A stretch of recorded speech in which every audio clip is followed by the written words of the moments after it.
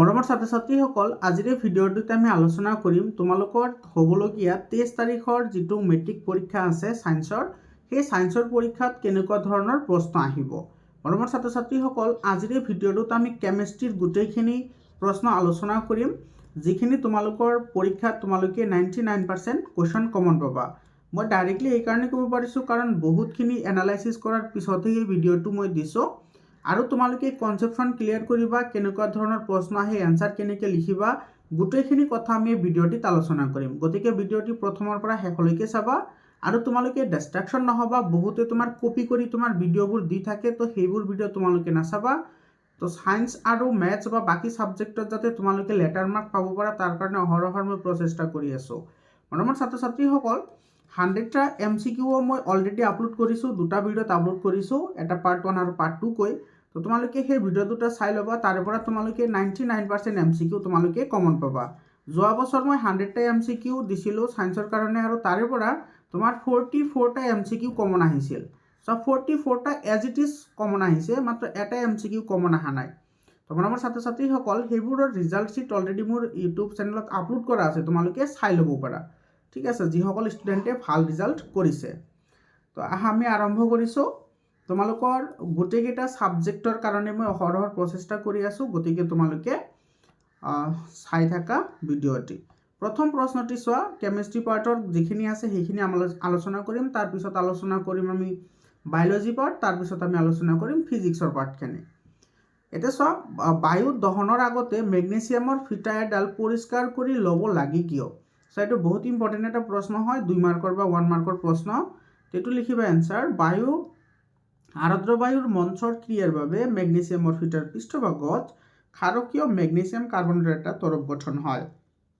ক্ষাৰকীয় magnesium কাৰ্বনেটে এই সুৰক্ষাৰ তৰপটো অপসাৰণৰ বাবে বালিয়া কাগজেৰে ফিটাডাল ঘঁহিব লাগে। এনে কৰিলে মেগনেছিয়ামৰ ফিটাৰ পৃষ্ঠভাগ পোনপটীয়াকৈ বায়ুৰ অক্সিজেনৰ সংস্পৰ্শলৈ আহে। বহুত ইউটিউব চেনেলে কেৱল তোমাক প্ৰশ্ন দি দিছে, মই কিন্তু তোমাৰ 100% এনচাৰৰ সৈতে গোটেইখিনি আলোচনা কৰিম, আৰু তোমালোকৰ কনচেপ্টখন মই একেবাৰে 100% ক্লিয়াৰ কৰি দিম। এতিয়া চোৱা, এই যিটো তোমাৰ আছে, ইয়াৰ লগত আৰু তুমি কি কথা মনত ৰাখিব লাগে, লক্ষ্য কৰিবা।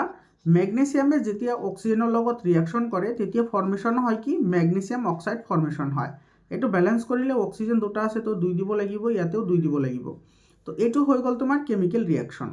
এতিয়া এইটো চোৱা, তোমাৰ ইয়াতে দুটা বিক্ৰিয়ক পদাৰ্থ লগ হৈ এটা বিক্ৰিয়াজাত পদাৰ্থ উৎপন্ন হৈছে, তো সেই হিচাপে চাবলৈ গ'লে এইটো এটা কি হয়, তোমাৰ সংযোজন বিক্ৰিয়া হয় বা কম্বিনেশ্যন ৰিয়েকশ্যন হয়, মন কৰিবা। তাৰপিছত ইয়াতে যিটো পদাৰ্থ উৎপন্ন হৈছে, সেই পদাৰ্থটো হ'ব তোমাৰ ক্ষাৰকীয় প্ৰকৃতিৰ। কিয় ক্ষাৰকীয় প্ৰকৃতিৰ? কাৰণ আমি জানো যে ধাতৱীয় অক্সাইডবোৰ ক্ষাৰকীয় হয়।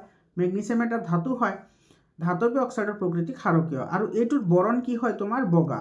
গোটেইখিনি কথা মনত ৰাখিবা, এইটো কিন্তু বিভিন্ন ধৰণৰ পৰীক্ষাত আহে বা MCQতো তোমাক সুধি দিব পাৰে, যে তোমাৰ মেগনেছিয়ামক দাহিত কৰিলে উৎপন্ন হোৱা যৌগবিধৰ প্ৰকৃতি কি? প্ৰকৃতি হৈছে ক্ষাৰকীয়, আৰু সেইটোৰ বৰণ কি? বৰণটো হৈছে বগা।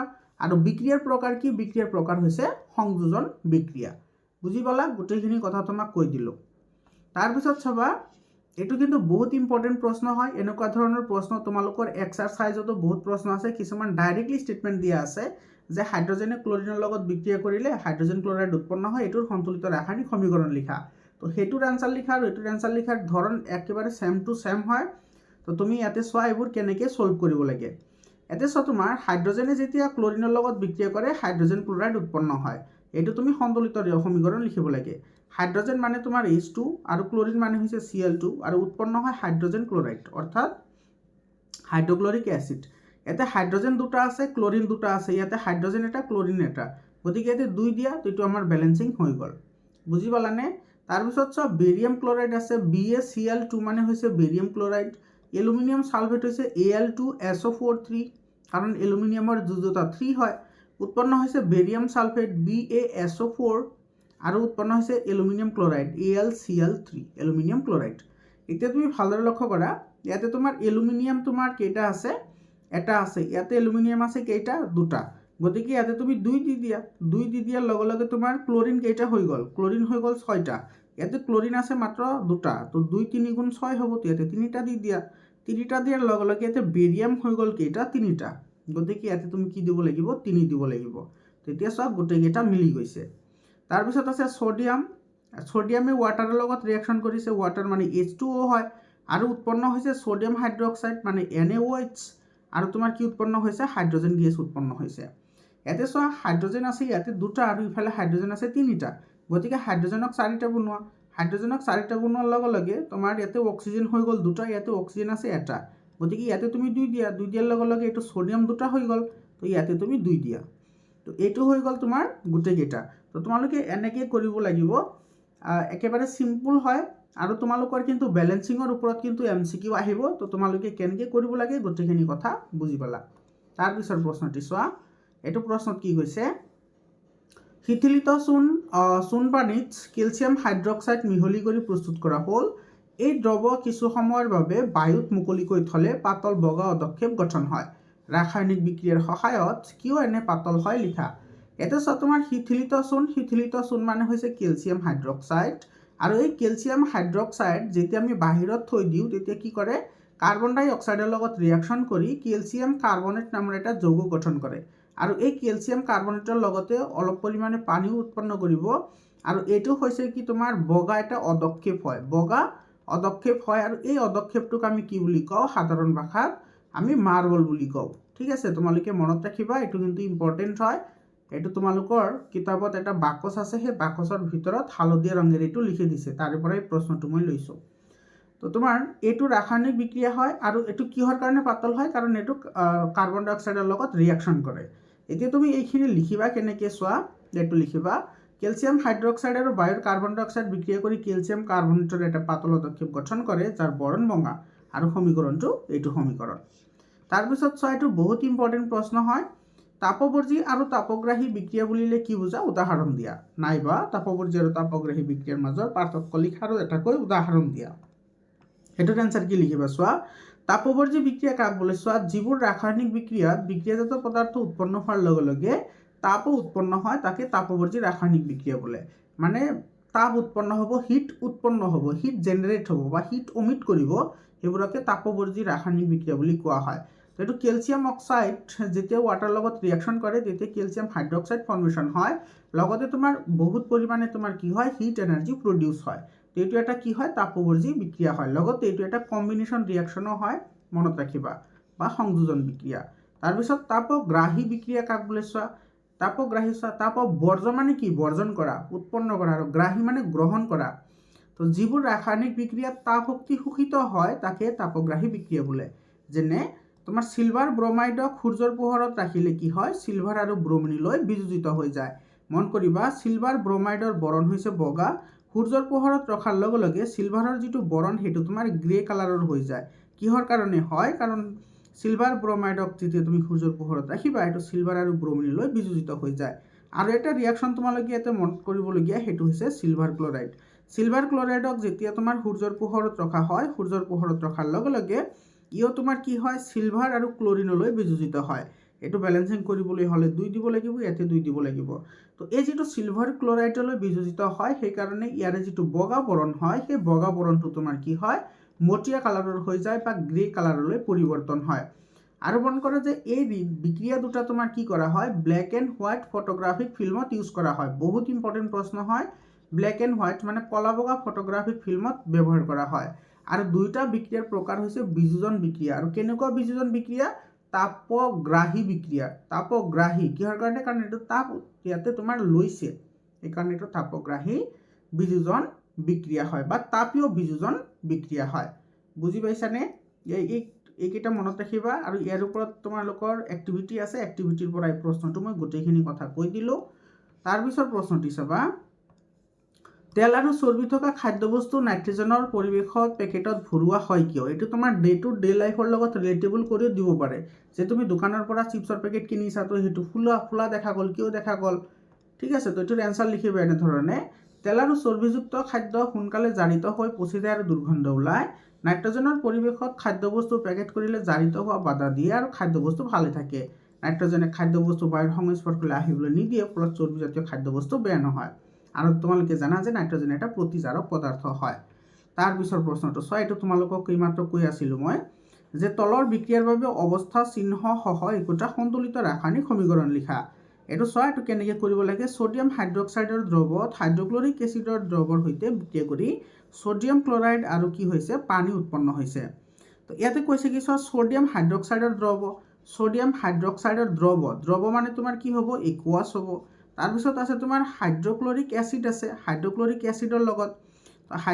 এচিডৰ লগত আছে তো এইটো তোমাৰ কি হ'ব একুৱাছ হ'ব ইয়াতে কিন্তু অৱস্থা চিহ্নও লিখিব লাগিব মানে এই যে ভিতৰৰখিনি ব্ৰেকেটৰ ভিতৰৰখিনিও লিখিব লাগিব উৎপন্ন হ'ব কি ছ'ডিয়াম ক্লৰাইডৰ দ্ৰৱ মানে একুৱাছ ফৰ্মেশ্যন হ'ব লগতে ৱাটাৰ ফৰ্মেশ্যন হ'ব এইটো হ'ব H2O এইটো হ'ব লিকুইড তো ঠিক আছে তো এইটো হৈ গ'ল তোমাৰ ৰাসায়নিক সমীকৰণ এনেকৈ লিখিব লাগে তাৰপিছত চাবা এইটো মই এইমাত্ৰ কৈ আছিলোঁ এইটো চা এক্টিভিটিৰ প্ৰশ্ন হয় বহুত ইম্পৰ্টেণ্ট হয় এখন চিনামাটিৰ থালত 2 গ্ৰাম চিলভাৰ ক্লৰাইড লোৱা আৰু এক সূৰ্যৰ পোহৰত ৰাখা এইটো চাওঁ যেতিয়া তোমাৰ চিলভাৰ ক্লৰাইড তুমি ল'বা যেতিয়া এইটো তুমি সূৰ্যৰ পোহৰত ৰাখিবা ছানলাইটত ৰাখিবা এইটো কি হ'ব চিলভাৰ আৰু ক্লৰিনলৈ কি হৈ যাব বিযোজিত হৈ যাব ইয়াতে বেলেঞ্চিং কৰাৰ কাৰণে এটা 2 দিব লাগিব হয়নে চিলভাৰ আৰু ক্লৰিনলৈ কি হয় বিযোজিত হয় চোৱা কিছু সময় পিছত চিলভাৰ ক্লৰাইডৰ ৰং কি হ'ব এইটো তোমাৰ কি আছিল বগা আছিল তো এই বগা ৰংটো বিযোজিত হোৱাৰ কাৰণে কি হৈ যায় এইটো মটিয়া কালাৰৰ হৈ যায় এইটো কি হয় মটিয়া বৰণৰ হয় কি প্ৰকাৰৰ বিক্ৰিয়া সংঘটিত হয় এইটো বিযোজন বিক্ৰিয়া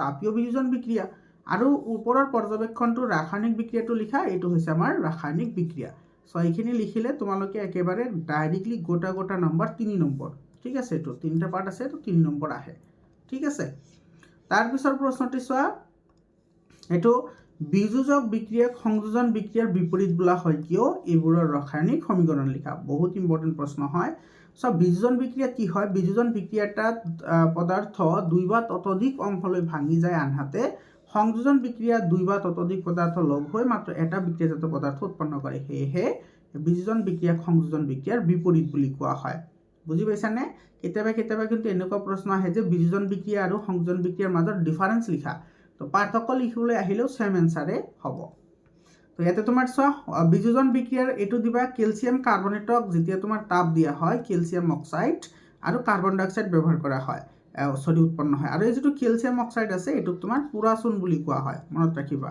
পুৰাচুন বুলি কোৱা হয় আৰু যেটো তোমাৰ কি কৰা হয় হোৱাইট ওয়াশিংত কি কৰা হয় ব্যৱহাৰ কৰা হয় অৰ্থাৎ বগা ৰং হানিবলৈ কি কৰা হয় ব্যৱহাৰ কৰা হয় আৰু সংযোজন বিক্ৰিয়াৰ ৰিঅ্যাকশন এইটো লিখি দিবা ক্যালসিয়াম অক্সাইডে যেতিয়া ওয়াটাৰ লগত ৰিঅ্যাকশন কৰে তেতিয়া ক্যালসিয়াম হাইড্ৰক্সাইড ফৰ্মেশন হয় এটো হৈছে সংযোজন বিক্ৰিয়াৰ উদাহৰণ তাৰ পিছৰ প্ৰশ্নটি চোৱা লুৰ বস্তুত ৰঙৰ প্ৰলেপ দিয়া হয় কিয় মামৰ উৎপন্ন হোৱা বিক্ৰিয়াটো লিখা আমি লুৰ বস্তুত কিয় ৰঙৰ প্ৰলেপ দিওঁ চা লুৰে নিৰ্মিত বস্তুৰ ওপৰত ৰঙৰ প্ৰলেপ দি মামৰে ধৰাৰ পৰা ৰক্ষা কৰা হয় যেতিয়া বস্তুবোৰৰ পৃষ্ঠ ৰং কৰা হয় তেতিয়া বস্তুবোৰ পৃষ্ঠ অক্সিজেন আৰু বায়ুৰ পানীৰ সংস্পৰ্শলৈ আহিব নোৱাৰে ফলস্বৰূপে লুৰ নিৰ্মিত বস্তু মামৰে ধৰি ক্ষয়প্ৰাপ্ত নহয় বুজি পাইছানে তাৰপিছত চোৱা এইটো মামৰ উৎপন্ন হোৱা বিক্ৰিয়াটো এইটো আইৰন অটো তোমাৰ কিন্তু বহুত ইম্পৰ্টেন্ট হয় এইটো কিন্তু তোমাৰ পৰীক্ষাত আহে আৰু ইয়াতে তুমি আৰু এটা কথা মন কৰিবা ইয়াতে জাৰিত আৰু বিজাৰিত কোনটো হৈছে চাবা ইয়াতে আইৰনটো তোমাৰ কি হৈছে আইৰন অক্সাইডলৈ পৰিৱৰ্তন হৈছে তো আইৰন জাৰিত হৈছে মন কৰিবা আৰু ইয়াতে তোমাৰ কি আছিল অক্সিজেনটো তোমাৰ কি হৈছে ইয়াতে পানীলৈ পৰিৱৰ্তন হৈছে তো হাইড্ৰজেন তোমাৰ কি হৈছে প্লাস হৈছে তো হাইড্ৰজেন যদি প্লাস হয় অক্সিজেন যোগ হোৱা আৰু হাইড্ৰজেন এৰি দিয়াক তোমাৰ কি বুলি কয় আচ্ছা এতে অক্সিজেন আছিল হাইড্ৰজেন যোগ হোৱাক তোমাৰ কি বুলি কয় বিজাৰিত গতিকে অক্সিজেন তোমাৰ কি হৈছে বিজাৰিত হৈছে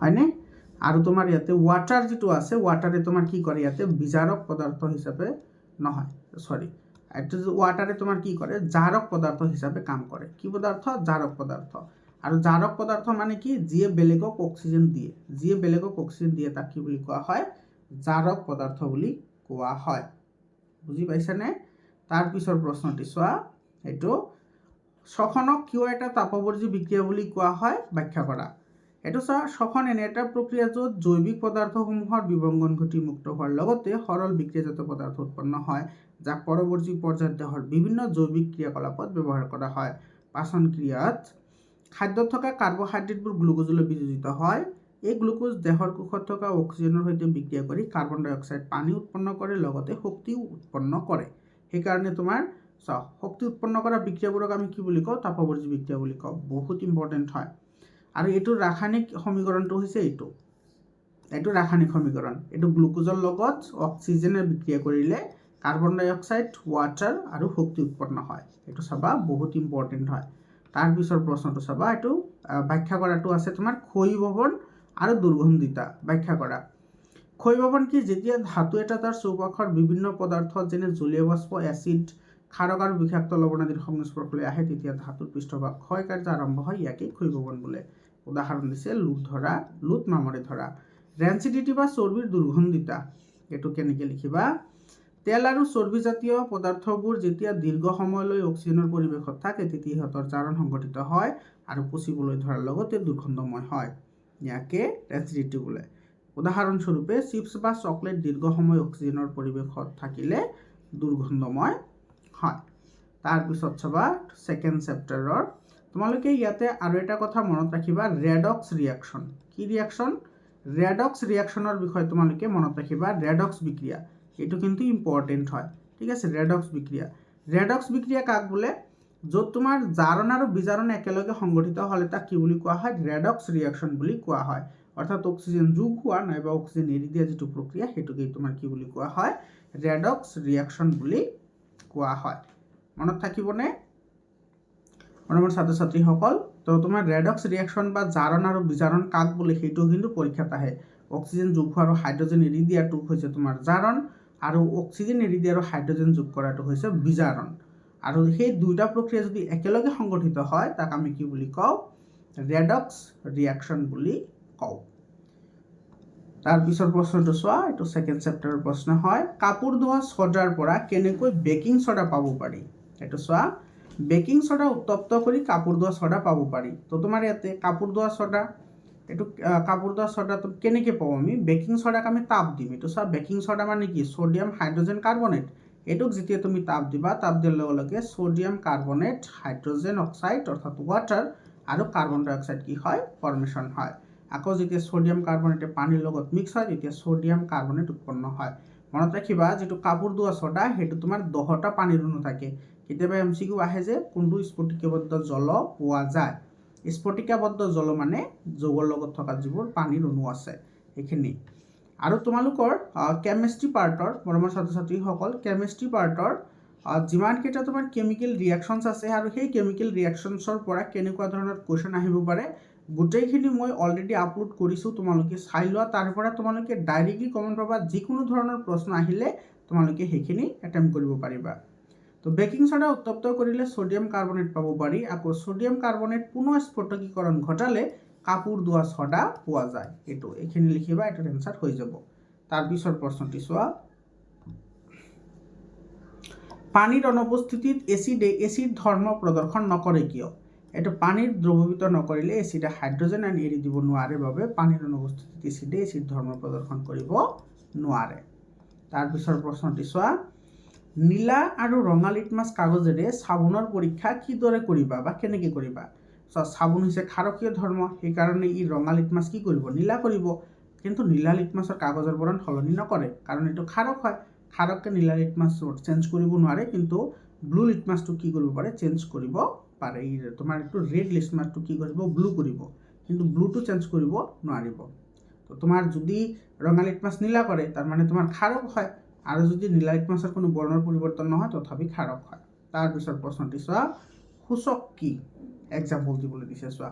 সূচক কি? সূচক কি কয়? যিবোৰ পদাৰ্থই অম্ল আৰু ক্ষাৰকৰ উপস্থিতিত নিজৰ বৰণ সলনি কৰিব পাৰে, তেনে পদাৰ্থক সূচক বুলি কোৱা হয়। যেনেকুৱা এইটো চোৱা, হালধি প্ৰাকৃতিক সূচক হয়, লিটমাছ প্ৰাকৃতিক সূচক হয়। তাৰপিছত মিথাইল অৰেঞ্জ আৰু ফিনলফথেলিন দুয়োটাই তোমাৰ কি হয়? সাংশ্লেষিক বা চিন্থেচাইজ তোমাৰ কি হয়? সূচক হয়। মন কৰিবা, ঠিক আছে। আৰু তোমাৰ যিটো লিটমাছ আছে, সেই লিটমাছৰ বিষয়ে তোমালোকে মনত ৰাখা। লিটমাছটো তোমাৰ কি হয়? থেল'ফাইটা বৰ্গৰ অন্তৰ্ভুক্ত এটা উদ্ভিদ হয়, ঠিক আছে। থেল'ফাইটা বৰ্গৰ, আৰু উদ্ভিদটোৰ নাম কি? লিচেন উদ্ভিদ, বা তোমাৰ কিছুমানে এইটোক লাইকেন বুলিও কয়। তোমালোকৰ বুকত লিচেন বুলি দিয়া আছে। লাইকেন বা লিচেনৰ পৰা কি কৰা হয়? এইটো সংশ্লেষণ কৰা হয়। তাৰপিছৰ প্ৰশ্নটি চাবা, প্লাষ্টাৰ অফ পেৰিছ আৰু পানীৰ মাজৰ বিক্ৰিয়াটো দেখুৱাবলৈ এটা সমীকৰণ লিখা। প্লাষ্টাৰ অফ পেৰিছ তোমালোকে জানা, কেলছিয়াম ছালফেট হেমিহাইড্ৰেটক প্লাষ্টাৰ অফ পেৰিছ বুলি কোৱা হয়। যেতিয়াই তোমাৰ এইটো পানীৰ লগত ৰিয়েকশ্যন ঘটে তেতিয়া তোমাৰ কেলছিয়াম সালফেট উৎপন্ন হয়, যাক আমি জিপসাম বুলি কওঁ। জিপসাম সেইটো মনত ৰাখিবা, বহুত ইম্পৰ্টেণ্ট প্ৰশ্ন হয়। আৰু প্লাষ্টাৰ অফ পেৰিছত আধাটা কি থাকে, পানীৰ অণু থাকে, আৰু জিপসামত দুটা পানীৰ অণু থাকে। আৰু যিহেতু তোমাৰ ইয়াতে এটা প্ৰশ্ন হয় যে প্লাষ্টাৰ অফ পেৰিছক আমি কিয় পানী নোসোমাব পৰা বা জলীয় বাষ্প নথকা ঠাইত ৰখা হয়? কাৰণ কি? কাৰণ তোমাৰ যেতিয়া প্লাষ্টাৰ অফ পেৰিছ পানীৰ সংস্পৰ্শলৈ আহে তেতিয়া জিপসামলৈ পৰিৱৰ্তন হৈ কঠিন হৈ পৰে, যিটো আৰু ব্যৱহাৰৰ যোগ্য হৈ নাথাকে। তোমালোকে ডেফিনেটলি গম পাইছা, কাৰোবাৰ যদি হাত ভৰি ভাঙে যিটো প্লাষ্টাৰ কৰা হয় সেই প্লাষ্টাৰটো প্ৰাথমিক অৱস্থাত নৰ্মেল থাকে, কিন্তু যিমানে দিন যায় সেইটো টান হ'বলৈ আৰম্ভ কৰে। কিয়? কাৰণ তোমাৰ বায়ুমণ্ডলত থকা জলীয় বাষ্প তোমাৰ তাতে যোগ হয়, যোগ হোৱাৰ ফলত সেইটো জিপসামলৈ পৰিৱৰ্তন হয়, সেইকাৰণে সেইটো টান হৈ যায়। পিছত আৰু সেইটো কাটাৰেৰে কাটিব লাগে। তাৰপিছৰ প্ৰশ্নটি চোৱা, পানীত দ্ৰৱীভূত কৰিলে হোৱা ৰাসায়নিক বিক্ৰিয়াটো লিখা, বিক্ৰিয়াটোত উৎপন্ন হোৱা আয়নকেইটা কি কি? যেতিয়া পানীত দ্ৰৱীভূত কৰা হয় তেতিয়া তোমাৰ কি হয়, হাইড্ৰক্লৰিক এচিড বা যিকোনো এচিড পানীত দ্ৰৱীভূত কৰি দিলে হাইড্ৰনিয়াম আয়ন আৰু ক্লৰিন এনায়ন কি হয়, গঠন হয়। এই বিক্ৰিয়াটোত উৎপন্ন হোৱা আয়নকেইটা হৈছে হাইড্ৰনিয়াম আয়ন আৰু ক্লৰাইড এনায়ন। এইটো তাৰপিছৰ প্ৰশ্নটি চোৱা, এইটো কি কৈছে, এটা ধাতৱ যৌগ এ লঘু হাইড্ৰক্লৰিক এচিডৰ সৈতে বিক্ৰিয়া ঘটি এটা গেছ উৎপন্ন হয়, যিটো গেছে মমবাতি নুমায়। এইটো চাই মমবাতি নুমায় কোনে? কাৰ্বন ডাই অক্সাইডে নুমায়। উৎপন্ন হোৱা গেছটো চিনাক্তকৰণ কৰা, উৎপন্ন হোৱা গেছটো আমি পাই গ'লোঁ, কাৰ্বন ডাই অক্সাইড। বিক্ৰিয়াটোত উৎপন্ন হোৱা এটা যৌগ কেলছিয়াম ক্লৰাইড হ'লে ধাতৱ যৌগ এৰ নাম কি হ'ব? একেবাৰে বহুত ইম্পৰ্টেণ্ট প্ৰশ্ন হয়। তো এটাৰ এনচাৰ লিখিবা এনেধৰণে, উৎপন্ন হোৱা গেছটোৰ নাম হৈছে কাৰ্বন ডাই অক্সাইড আৰু ধাতৱ যৌগটো হ'ব কেলছিয়াম কাৰ্বনেট। তো যেতিয়া কেলছিয়াম কাৰ্বনেটৰ লগত বা মাৰ্বলৰ লগত হাইড্ৰক্লৰিক এচিডে ৰিয়েকশ্যন কৰে তেতিয়া কেলছিয়াম ক্লৰাইড, কাৰ্বন ডাই অক্সাইড আৰু কি হয়, ৱাটাৰ ফৰ্মেশ্যন হয়। এইটো তাৰপিছত চোৱা, এইটো তোমাৰ এক্টিভিটিৰ প্ৰশ্ন হয়। ইয়াতে যদি 3 মিলিলিটাৰ মান সোডিয়াম সালফেটৰ দ্ৰৱ এটা 3 মিলিলিটাৰ মান বেৰিয়াম ক্লৰাইডৰ দ্ৰৱৰ সৈতে মিহলোৱা হয় তেন্তে এটা বগা অদ্ৰাব্য পদাৰ্থ উৎপন্ন হয়। ওপৰৰ বিক্ৰিয়াটোৰ বাবে ৰাসায়নিক সমীকৰণ লিখা। এইটো চোৱা, এইটো দ্বি অপহৰণ বিক্ৰিয়াৰ এটা কি হয়, উদাহৰণ হয়।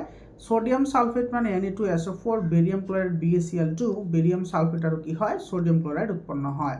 ইয়াতে চোৱা আয়নৰ বিনিময় ঘটিছে, ইয়াতে সোডিয়াম কেটায়ন আৰু সালফেট এনায়ন হয়, ইয়াতে বেৰিয়াম পজিটিভ ক্লৰিন এনায়ন হয়। তেতিয়া সোডিয়ামটো কাৰ লগত আহিছে, বেৰিয়ামৰ লগত আহিছে, সোডিয়ামটো আহিছে কাৰ লগত, ক্লৰিনৰ লগত, আৰু সালফেটটো আহিছে কাৰ লগত, বেৰিয়ামৰ লগত। তো এইটো এটা দ্বি অপহৰণ বিক্ৰিয়াৰ উদাহৰণ হয়, মনত ৰাখিবা। আৰু যিটো বেৰিয়াম সালফেট হয় এইটো এটা বগা অদক্ষেপ হয়, অদক্ষেপ, আৰু সেইকাৰণে এই বিক্ৰিয়াটোক অদক্ষেপণ বিক্ৰিয়া বুলিও কোৱা হয়। মন কৰিবা, অদক্ষেপণ বিক্ৰিয়া সেইবোৰক কোৱা হয় যিবোৰ বিক্ৰিয়া তোমাৰ উৎপাদিত দ্ৰব্য হিচাপে এটা অদক্ষেপ উৎপন্ন হয় বা বিক্ৰিয়াজাত পদাৰ্থ হিচাপে অদক্ষেপ উৎপন্ন হয়, সেইবোৰকে অদক্ষেপণ বিক্ৰিয়া বুলি কোৱা হয়। এইটো কিন্তু পৰীক্ষাত আহে। তাৰপিছৰ প্ৰশ্নটো চোৱা, ওপৰৰ বিক্ৰিয়াটোত উৎপন্ন হোৱা বগা পদাৰ্থবিধ কি হয়? এইটো বেৰিয়াম সালফেট হয় আৰু বগা হয় এইটোৰ কালাৰ। আৰু বিক্ৰিয়াটোৰ প্ৰকাৰ কি? দ্বি অপহৰণ বিক্ৰিয়া। তাৰপিছৰ প্ৰশ্নটি চোৱা, ইয়াতে এজন গোৱালে কেঁচা গাখীৰত সামান্য পৰিমাণে বেকিং ছ'ডা যোগ কৰিলে কিয় তেওঁ কেঁচা গাখীৰৰ pHৰ মান 6ৰ পৰা সামান্যভাৱে ক্ষাৰকীয় কৰি ল'লে? এই গাখীৰখিনি দৈত পৰিণত হ'বলৈ বেছি সময় লাগে কিয়? বহুত ইম্পৰ্টেণ্ট প্ৰশ্ন হয়। এইটোৰ এনচাৰ লিখিবা এনেধৰণে, এজন গোৱালে গাখীৰত সামান্য পৰিমাণৰ বেকিং ছ'ডা মিলোৱাত ই ক্ষাৰকীয় হয় আৰু গাখীৰ বহু সময় ভালে থাকে। তাৰপিছত 2 নম্বৰ, গাখীৰ দৈলৈ পৰিৱৰ্তন হোৱাৰ বাবে বেছি সময় লাগে কাৰণ ক্ষাৰকীয় কৰাৰ বাবে যে বেকিং ছ'ডা গাখীৰত থকা লেক্টিক এচিড প্ৰশমিত কৰি লেক্টিক এচিডৰ লগত বিক্ৰিয়া কৰে। তোমালোকে জানা গাখীৰত কি এচিড থাকে? লেক্টিক এচিড থাকে। আৰু তোমালোকে ক্লাছ 7ত এটা বস্তু পঢ়ি আহিছা যে এই যিটো গাখীৰত যিটো লেক্টিক এচিড উৎপন্ন হয় এইটো লেক্টোবেচিলাছ নামৰ এটা কি কৰে, লেক্টোবেচিলাছ নামৰ এবিধ বেক্টেৰিয়াই তোমাৰ কি কৰে, এইটো উৎপন্ন কৰে। আৰু এই লেক্টোবেচিলাছটো আমাৰ শৰীৰৰ কাৰণে বহুত ভাল, ঠিক আছে। সেইকাৰণে আমি কি খাব লাগে? দৈ ভালদৰে খাব লাগে। এই এচিড ক্ষাৰকৰ দ্বাৰা প্ৰশমিত হয়, পাছত ই লাহে লাহে আম্লিক হৈ গাখীৰ দৈলৈ পৰিৱৰ্তন হয়। তাৰপিছৰ প্ৰশ্নটি চোৱা, এইটো ক'লোৱেই তোমালোকক যে প্লাষ্টাৰ অফ পেৰিছক জলীয় বাষ্প সোমাব নোৱাৰা পাত্ৰত থ'ব লাগে, কিয়? ব্যাখ্যা কৰা। তো প্লাষ্টাৰ অফ পেৰিছক জলীয় বাষ্প সোমালে ই সহজে জিপসামলৈ পৰিৱৰ্তন হয়, ফলত ই কঠিন হৈ ব্যৱহাৰৰ অনুপযোগী হয়। সেয়েহে প্লাষ্টাৰ অফ পেৰিছক জলীয় বাষ্প সোমাব নোৱাৰা পাত্ৰত থ'ব লাগে। আৰু ইয়াৰে যিটো তোমাৰ ৰিয়াকশ্যন আছে সেইটো কিন্তু লিখিবা। এইটো কেলছিয়াম সালফেট আধাটা পানীৰ অণু আৰু ইয়াৰ লগত তোমাৰ ডেৰটা পানীৰ অণু লগ হৈ তোমাৰ কেলছিয়াম সালফেট তাৰপিছত দুটা পানীৰ অণু কি হয় যোগ হয়, আৰু এইটো হৈছে জিপসাম আৰু এইটো হৈছে তোমাৰ প্লাষ্টাৰ অফ পেৰিছ। এই ৰিয়াকশ্যনটো কিন্তু লিখি দিবা ইয়াৰে লগত, ঠিক আছে। ৰিয়াকশ্যনটো লিখি দিলে কমপ্লিট নম্বৰ পাবা। ৰিয়াকশ্যনটো নিলিখিলে তোমাৰ মাৰ্কটো কিন্তু ইয়াতে কাটাৰ চান্স থাকে। তাৰপিছত এইটো বহুত ইম্পৰ্টেণ্ট প্ৰশ্ন হয়, শুকান হাইড্ৰক্লৰিক গেছে কিয় শুকান লিটমাছৰ কাগজৰ ৰঙৰ পৰিৱৰ্তন ঘটাব নোৱাৰে? এইটো শুকান হাইড্ৰক্লৰিক এচিডে হাইড্ৰজেন আয়ন উৎপন্ন কৰিব নোৱাৰে বাবে শুকান লিটমাছে ৰঙৰ পৰিৱৰ্তন নঘটায়। একেবাৰে চিম্পল হয়, 2 মাৰ্কৰ প্ৰশ্ন হয়। তাৰপিছৰ প্ৰশ্নটি চোৱা, ব্ৰাইন কাক বোলে? এইটো MCQ আহে। এই ব্ৰাইনৰ মাজেৰে বিদ্যুৎ প্ৰবাহিত কৰিলে কি পদাৰ্থ উৎপন্ন হয়? ওপৰৰ বিক্ৰিয়াটোৰ বাবে সন্তুলিত সমীকৰণ লিখা। তো সেটোৰ এনসাৰ লিখিবা, সোডিয়াম ক্লোৰাইডৰ জলীয় দ্ৰৱক কি বুলি কোৱা হয়? ব্ৰাইন বুলি কোৱা হয়। আৰু ইয়াৰ মাজেৰে বিদ্যুৎ প্ৰবাহ পঠিয়ালে কি হয়? সোডিয়াম হাইড্ৰক্সাইড কি হয়? উৎপন্ন হয়।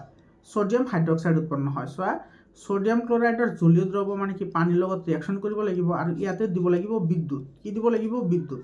এতে কিন্তু লিখি দিব লাগিব, এইটো বিদ্যুৎ দিব লাগিব। বিদ্যুৎ দিয়াৰ লগে লগে সোডিয়াম হাইড্ৰক্সাইড, ক্লোৰিন আৰু কি হয়? হাইড্ৰজেন গেছ উৎপন্ন হয়। আৰু এটা কথা মন কৰিবা, এই বিক্ৰিয়াটোক তোমাৰ কি বুলি কোৱা হয়? ক্লোৰো এলকালি পদ্ধতি বুলি কোৱা হয়। কি পদ্ধতি? ক্লোৰো এলকালি। এতিয়া ক্লোৰো এলকালি কিয় কোৱা হয়? কাৰণ এইটো ক্লোৰিনৰ পৰা ক্লোৰো আহিছে আৰু এলকালি মানে ক্ষাৰক হয়, সেইকাৰণে তোমাৰ ইয়াতে কি আহিছে? এলকালি মানে ক্ষাৰ হয়। ক্ষাৰ মানে যিবোৰ পানীত দ্ৰৱীভূত হয় সেইবোৰক ক্ষাৰ বুলি কয়, ঠিক আছে। এইটো মনত ৰাখিবা দেই। ক্ষাৰ আৰু ক্ষাৰক কি হয়? ক্ষাৰক সেইবোৰক কোৱা হয় যিবোৰ তোমাৰ নৰ্মেল থাকে, পানীত দ্ৰৱীভূত হয় বা নহয়, তো দুটা ক্ষাৰক হয়। আৰু ক্ষাৰ কাক বোলে? ক্ষাৰ মানে এলকালি। ক্ষাৰ হৈছে সেইবোৰ যিবোৰ তোমাৰ কি হয়? পানীত দ্ৰৱীভূত হয়। ইয়াৰ পৰা কিন্তু এজাৰছন ৰিজনিঙৰ প্ৰশ্ন আহিব পাৰে আৰু এনেও তোমাৰ প্ৰশ্ন আহে। সেইকাৰণে আমি ক'ব পাৰোঁ যে সকলো ক্ষাৰেই হৈছে ক্ষাৰক, কিন্তু সকলো ক্ষাৰক ক্ষাৰ নহয়। বুজি পাইছানে? মন কৰিবা। আৰু এই পদ্ধতিটো ক্লোৰো এলকালি পদ্ধতি বুলি কোৱা হয়। আৰু এটা কথা মন ৰাখিবা, এই ক্লোৰিন গেছটো তোমাৰ নিৰ্গত হয় কেথডত আৰু হাইড্ৰজেন গেছটো নিৰ্গত হয় এনোডত। এইটো মন কৰিবা, এইটো কিন্তু পৰীক্ষাত আহে। এইখিনি মই অলৰেডি MCQত আলোচনা কৰিছোঁ, তোমালোকে MCQত চাই ল'বা। তাৰপিছৰ প্ৰশ্নটি চোৱা, তোমাৰ হাতত A আৰু B দুটা দ্ৰৱ আছে। দ্ৰৱ A ৰ pH-ৰ মান 6 আৰু দ্ৰৱ B ৰ pH-ৰ মান 8। কোনটো দ্ৰৱত হাইড্ৰজেনৰ আয়নৰ ঘনতা বেছি হ'ব আৰু কোনটো আম্লিক আৰু কোনটো বেছি হ'ব? ইয়াতে চোৱা, তোমাৰ pH-ৰ মান আমাৰ দিয়া আছে। আমি সকলোৱে জানো pH-ৰ মান যিমান কম হয় সিমানেই তোমাৰ কি হয়? হাইড্ৰজেনৰ আয়নৰ ঘনতা বেছি হয়। তো তোমাৰ এই দ্ৰৱটোৰ pH-ৰ মান 6 আছে, তো এ তোমাৰ হাইড্ৰজেন আয়নৰ ঘনতা বেছি হ'ব আৰু তোমাৰ B ৰ pH-ৰ মান দিয়া আছে 8, গতিকে B ত হাইড্ৰজেন আয়নৰ ঘনতা কম হ'ব। আৰু ইয়াতে তোমাৰ A2 হ'ব বেছি আম্লিক আৰু B2 হ'ব ক্ষাৰকীয়। A2 আম্লিক হ'ব কাৰণ 6তকৈ কম আছে, 7তকৈ যদি কম থাকে সেইটো এচিড হয় আৰু 7তকৈ বেছি থাকিলে সেইটো ক্ষাৰক হয়। বুজি পাইছানে? একেবাৰে চিম্পল হয় প্ৰশ্নটি। এতিয়া যে A দ্ৰৱ আৰু B দ্ৰৱৰ pH-ৰ মান 6 আৰু 8, গতিকে এত হাইড্ৰজেনৰ আয়নৰ ঘনতা তোমাৰ কি হ'ব? বেছি হ'ব। গতিকে A2 আম্লিক হ'ব আৰু B2 হ'ব ক্ষাৰকীয়। তাৰপিছৰ প্ৰশ্নটি চোৱা, তোমাক পাতিত পানী, এচিড দ্ৰব্য আৰু ক্ষাৰকীয় দ্ৰব্য থকা ক্ৰমে ABC তিনিটা পৰীক্ষা নল দিয়া হৈছে। যদি তোমাক কেৱল নীলা লিটমাছ কাগজ দিয়া হয় তেন্তে তুমি কেনেকৈ পৰীক্ষা নলত থকা দ্ৰব্যসমূহ চিনাক্তকৰণ কৰিবা? এইটো 2 মাৰ্ক বা 3 মাৰ্কৰ প্ৰশ্ন হয়, বহুত ইম্পৰ্টেণ্ট প্ৰশ্ন হয়। এইটোৰ এনসাৰ লিখিবা এনেধৰণে, নীলা লিটমাছ কাগজত 3টা পৰীক্ষা নলত দিয়া হ'ল। ইয়াৰে যিটো পৰীক্ষা নলত নীলা লিটমাছ ৰঙা হ'ল সেই দ্ৰব্যখিনি আম্লিক হয়। একেবাৰে চিম্পল হয়, হয়নে? কাৰণ তোমাৰ এচিডে কি কৰে? এচিডে নীলা লিটমাছ ৰঙা কৰে। এচিডে তোমাৰ কি কৰে? ৰঙা লিটমাছ নীলা কৰে। তো এইটো আমি গম পালোঁ, হয়নে? এচিডে নীলা লিটমাছ কি কৰে? ৰঙা কৰে। আৰু ক্ষাৰকে কি কৰে? ৰঙা লিটমাছ নীলা কৰে। এতিয়া চোৱা, তোমাৰ যেতিয়া আমি এচিডত দিয়াৰ লগে লগে কি হৈ গ'ল? নীলা লিটমাছ ৰঙা হৈ গ'ল। আৰু সেই ৰঙা লিটমাছটো বাকী দুটা পৰীক্ষা নলত ডুবাই দিয়াত যিটো পৰীক্ষা নলত লিটমাছৰ পুনৰ নীলা হ'ল সেইটো তোমাৰ কি আছে? ক্ষাৰক আছে।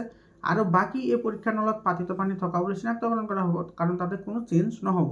কাৰণ পাতিত পানী বিশুদ্ধ পানী হয়, তাতে তোমাৰ ক্ষাৰকো নহয়, এচিডো নহয়। তাৰপিছৰ প্ৰশ্নটি চোৱা, দৈ আৰু টেঙা খাদ্যবস্তু পিতল আৰু তামৰ পাত্ৰত থোৱা নহয় কিয়? এইটো এনসাৰ লিখিবা, দৈ আৰু টেঙা বস্তুত এচিড থাকে, পিতল আৰু তাম হৈছে ধাতু। এচিডে ধাতুৰ লগত বিক্ৰিয়া কৰি লৱণ আৰু হাইড্ৰজেন গেছ উৎপন্ন কৰাৰ বাবে ধাতুৰ ক্ষয় হয়। দৈ বা টেঙা বস্তু ধাতৰ পাত্ৰত থলে ক্ষয় যায় আৰু ইয়াক উৎপাদিত যৌগ বিষাক্ত হয়। এইটো ইম্পৰ্টেণ্ট প্ৰশ্ন হয়। তাৰপিছৰ প্ৰশ্নটি চোৱা, জলীয় দ্ৰৱত হাইড্ৰক্লৰিক বা নাইট্ৰিক এচিড ইত্যাদিয়ে কিয় আম্লিক ধৰ্ম নেদেখুৱায় কিন্তু এলকহল আৰু গ্লুকোজৰ দৰে ধৰ্ম দেখুৱায়, কিন্তু এলকহল আৰু গ্লুকোজৰ দৰে যৌগৰ দ্ৰৱই আম্লিক ধৰ্ম নেদেখুৱায়। এইটো হাইড্ৰক্লৰিক আৰু নাইট্ৰিক আদি এচিডবোৰে জলীয় দ্ৰৱত হাইড্ৰজেন আয়ন থাকে, কিন্তু এলকহল আৰু গ্লুকোজ দ্ৰৱত হাইড্ৰজেন আয়ন নাথাকে, সেইবাবে ইহঁতে আম্লিক ধৰ্ম নেদেখুৱায়। এইটো চিম্পল এনচাৰ হয়। তাৰপিছৰ প্ৰশ্নটি চোৱা, এইটো এচিড এটা লঘু কৰোঁতে এচিড পানীত যোগ কৰিবলৈ কোৱা হয়, কিন্তু পানী এচিডত যোগ কৰিবলৈ কোৱা নহয় কিয়? এইটো কিন্তু তোমাৰ MCQটো আহে, এজাৰখন ৰিজনিঙত আহে এইটো প্ৰশ্ন। ঠিক আছে, যে আমি কেৱল সদায় কি কৰোঁ, এচিড আমি কি কৰোঁ পানীত লাহে লাহে যোগ কৰিব লাগে, কিন্তু তোমাৰ কনচেনট্ৰেটেড পানীত এচিড আমি কি নকৰোঁ, যোগ নকৰোঁ। কিয় নকৰোঁ চোৱা, এচিড আৰু পানীৰ মিশ্ৰণত হোৱা বিক্ৰিয়া অধিক গৰম হয় আৰু বিস্ফোৰণ ঘটাৰ ভয় থাকে, সেইবাবে এচিড পানীত লাহে লাহে দিয়া হয় যাতে উৎপন্ন হোৱা তাপ পানীয়ে শোষণ কৰিব পাৰে আৰু দুৰ্ঘটনা হোৱাৰ ভয় নাথাকে। কাৰণ তোমাৰ এচিড আৰু ক্ষাৰক দুয়োটা বিক্ৰিয়াই তোমাৰ কি হয়, তাপবৰ্জী হয়। গতিকে বেছি পৰিমাণৰ তাপ উৎপন্ন হ'লে তাতে জুই লগাৰ সম্ভাৱনা থাকে, সেইকাৰণে আমি সদায় কি কৰিব লাগে, এচিডতহে পানী যোগ কৰিব লাগে। ঠিক আছে, এচিড পানীত আমি কি কৰোঁ, টোপাল টোপালকৈ যোগ কৰোঁ আৰু সেইটো লৰাই থাকোঁ যাতে তোমাৰ উৎপন্ন হোৱা তাপখিনি কোনো ধৰণৰ দুৰ্ঘটনা নঘটায়। তাৰপিছত চোৱা, ছডিয়াম হাইড্ৰজেন কাৰ্বনেট দ্ৰৱ এটা উত্তপ্ত কৰিলে কি হয়, বিক্ৰিয়াটোৰ বাবে সমীকৰণ লিখা। ছডিয়াম হাইড্ৰজেন কাৰ্বনেট গৰম কৰিলে ছডিয়াম কাৰ্বনেট পানী আৰু কাৰ্বন ডাই অক্সাইড উৎপন্ন হয়, আৰু এইটো হৈছে তাৰ ৰিয়াকশ্যন। ঠিক আছে, এইটো চোৱা একেবাৰে চিম্পল ৰিয়াকশ্যন হয়। তাৰপিছৰ প্ৰশ্নটি চোৱা, এইটোত কি কৈছে, 5টা দ্ৰৱ ABCD আৰু ই সাৰ্বজনীন সূচকেৰে পৰীক্ষা কৰাত pHৰ মান ক্ৰমে 4, 1, 11, 7 আৰু 9 দেখাইছিল। কোনটো দ্ৰৱ প্ৰথমত তীব্ৰ ক্ষাৰক, তীব্ৰ আম্লিক, তীব্ৰ মৃদু আৰু মৃদু ক্ষাৰকীয়? এতিয়া চোৱা, লক্ষ্য কৰা, ইয়াতে এৰ হৈছে 4, এৰ 4 হয়, বিৰ হৈছে 1, চিৰ হৈছে 11, আৰু ডিৰ হৈছে 7 আৰু ইৰ হৈছে কিমান 9। এতিয়া তোমাৰ pHৰ মান যিমান কম হ'ব, pHৰ মান 7 হ'লে কি হয়, pHৰ মান 7 হ'লে তোমাৰ এইটো প্ৰথম হয়, গতিকে ডি, এইটো চোৱা ডি, এইটো ডিৰ 7 আছে, গতিকে প্ৰথম হ'ব কোনটো দ্ৰৱ, ডি দ্ৰৱ হ'ব। তীব্ৰ ক্ষাৰক যাৰ pHৰ মান আটাইতকৈ বেছি, সেইটো হৈছে তীব্ৰ ক্ষাৰক। তো ইয়াতে চোৱা চি আছে 11, গতিকে তীব্ৰ ক্ষাৰক কোনটো হ'ব, চি হ'ব। তীব্ৰ আম্লিক যাৰ pHৰ মান আটাইতকৈ কম, সেইটো হ'ব তীব্ৰ আম্লিক, এইটো চোৱা বি আছে, গতিকে এইটো হ'ব তোমাৰ বি। তাৰপিছত মৃদু আম্লিক মানে তোমাৰ অলপমান বেছি থাকে, তো এইটো আছে তোমাৰ 4ত আছে, গতিকে এইটো হ'ব তোমাৰ এ দ্ৰৱটো হ'ব। আৰু মৃদু ক্ষাৰকীয় হ'ব কোনটো, 9টো হ'ব, 9টো কাৰ আছিল, ই, গতিকে এইটো হৈ গ'ল আমাৰ এনচাৰ। একেবাৰে চিম্পল হয়। এতিয়া বৰ্ধিত ক্ৰমত যদি আমি সজাওঁ, বৰ্ধিত ক্ৰমত কমৰ পৰা বেছিলৈকে, তো আটাইতকৈ আগত আহিব কোনটো, তীব্ৰ ক্ষাৰকটো আহিব, তাৰমানে আহিব তোমাৰ কোনটো, চি, হয়নে?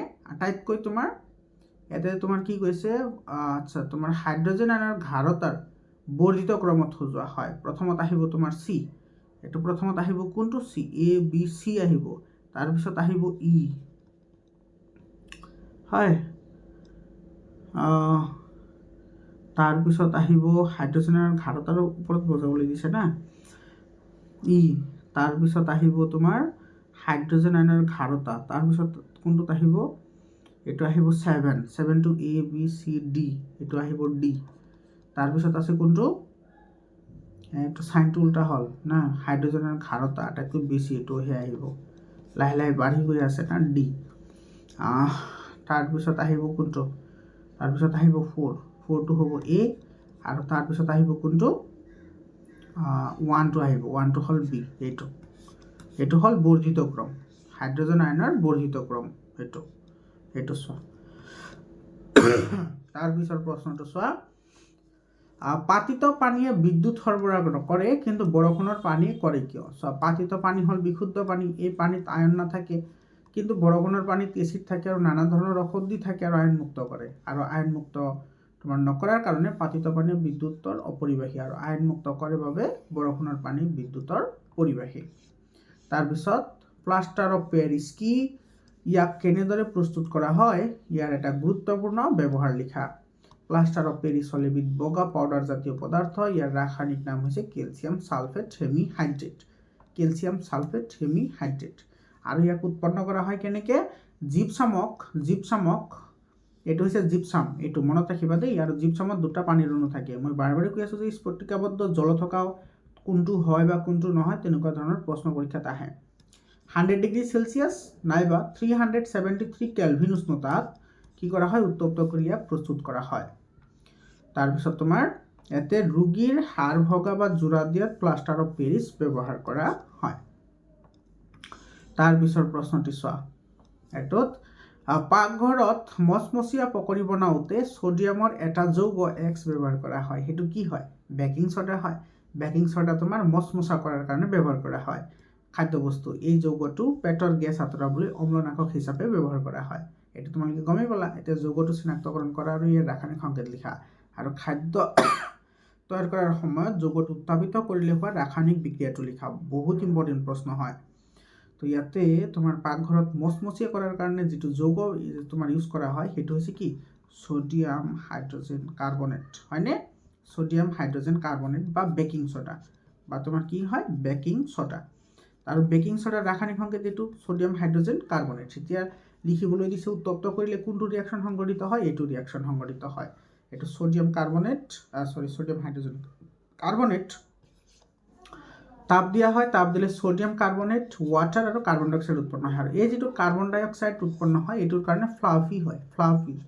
ফ্লাফি ঠিক আছে, ফুলি উঠে, নৰম হয়, কোমল হয়, সেইকাৰণে। তাৰপিছৰ প্ৰশ্নটো চোৱা, অম্ল আৰু ক্ষাৰকৰ পাৰ্থক্য লিখা। চোৱা, এচিডৰ সোৱাদ তোমাৰ টেঙা হয়, অম্ল নীলা লিটমাছ নীলা কৰে, আৰু ক্ষাৰক নীলা লিটমাছ ৰঙা কৰে। আৰু ক্ষাৰকৰ সোৱাদ তিতা হয়, ক্ষাৰকে ৰঙা লিটমাছ নীলা কৰে। তাৰপিছৰ প্ৰশ্নটো চোৱা, লিটমাছৰ দ্ৰৱৰ উৎসটোৰ নাম কি? এই দ্ৰৱৰ ব্যৱহাৰ কি? লিটমাছৰ দ্ৰৱৰ উৎসটোৰ নাম হৈছে ছত্ৰাক শৈবাল। ছত্ৰাক শৈবাল মানে লিচেন হয়, ঠিক আছে, লিচেন। এইটো লিচেন বা লাইকেন হয়। এইটো এটা শৈবাল হয়। শৈবাল মানে তোমাৰ এইটো এটা তোমাৰ কি হয়?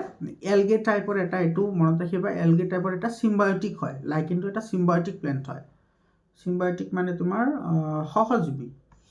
কোনো এটা দ্ৰৱ অম্ল, ক্ষাৰক নে লৱণ পৰীক্ষা কৰাৰ কাৰণে লিটমাছ দ্ৰৱ সূচক হিচাপে ব্যৱহাৰ কৰা হয়।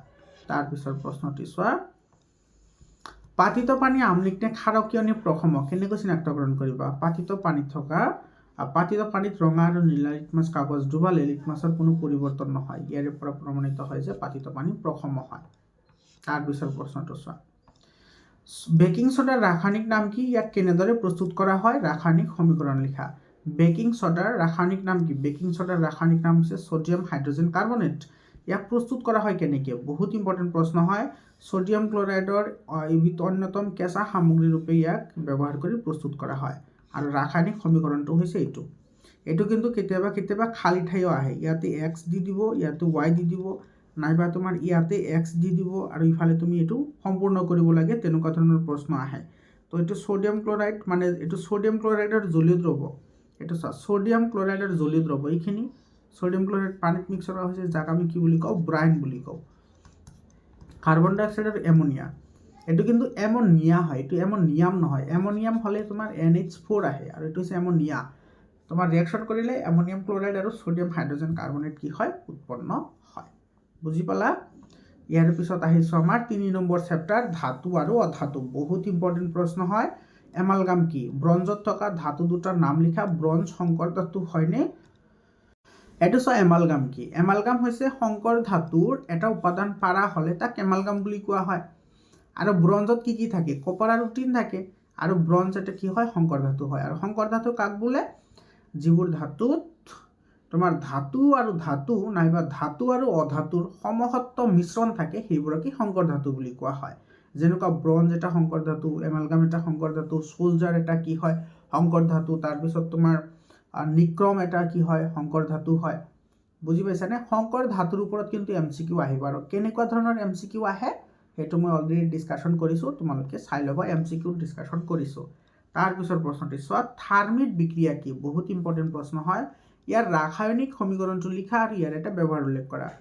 তো আইৰণ 3 অক্সাইডৰ লগত এলুমিনিয়ামে থাৰ্মিট বিক্ৰিয়াটোকে কি বুলি কোৱা হয় থাৰ্মিট বিক্ৰিয়া বুলি কোৱা হয় আৰু এটা কথা মন কৰিবা এটি এমসিকিউত আহে যে থাৰ্মিট বিক্ৰিয়াত ব্যৱহাৰ কৰা ধাতুবিধ কি হয় এলুমিনিয়াম এটো এলুমিনিয়াম ব্যৱহাৰ কৰা হয় আৰু ৰিঅ্যাকশন হৈছে এটো চোৱা এটো এলুমিনিয়াম আইৰণ অক্সাইড হয় এলুমিনিয়ামৰ লগত ৰিঅ্যাকশন কৰিছে এলুমিনিয়াম আৰু এলুমিনিয়াম অক্সাইড উৎপন্ন হৈছে আৰু ইয়াতে ইমান পৰিমাণে তাপ উৎপন্ন হয় যে যিখিনি তোমাৰ আইৰণ উৎপন্ন হয় সেইখিনি আমি বিগলিত অৱস্থাত পাওঁ এই কথাটো মনত ৰাখিবা বিগলিত অৱস্থাত পোৱা যায় লিকুইড অৱস্থাত কি কৰা যায় পোৱা যায় আৰু ইয়াৰ ব্যৱহাৰ কি যে ৰেল লাইনৰ জোৰা দিবলৈ ইয়াক কি কৰা হয় ব্যৱহাৰ কৰা হয় বা ডাঙৰ ডাঙৰ বিল্ডিং যে আছে এই বিল্ডিংবোৰৰ যিবোৰ ৰড আছে সেইবোৰ জোৰা দিবলৈ থাৰ্মিট ৰিঅ্যাকশন আজিকালি ইউজ কৰা হয় তাৰ পিছৰ প্ৰশ্নটি চোৱা আইনীয় যৌগবোৰ কঠিন অৱস্থাত আৰু বিগলিত অৱস্থাত বিদ্যুৎ পৰিবাহিতাৰ বিষয়ত আলোচনা কৰা এটা চোৱা কঠিন অৱস্থাত আইনীয় যৌগই বিদ্যুৎ পৰিবহন নকৰে কিয়নো ইহত দৃঢ় গঠনৰ বাবে আইনৰ লৰচৰ সম্ভৱ নহয়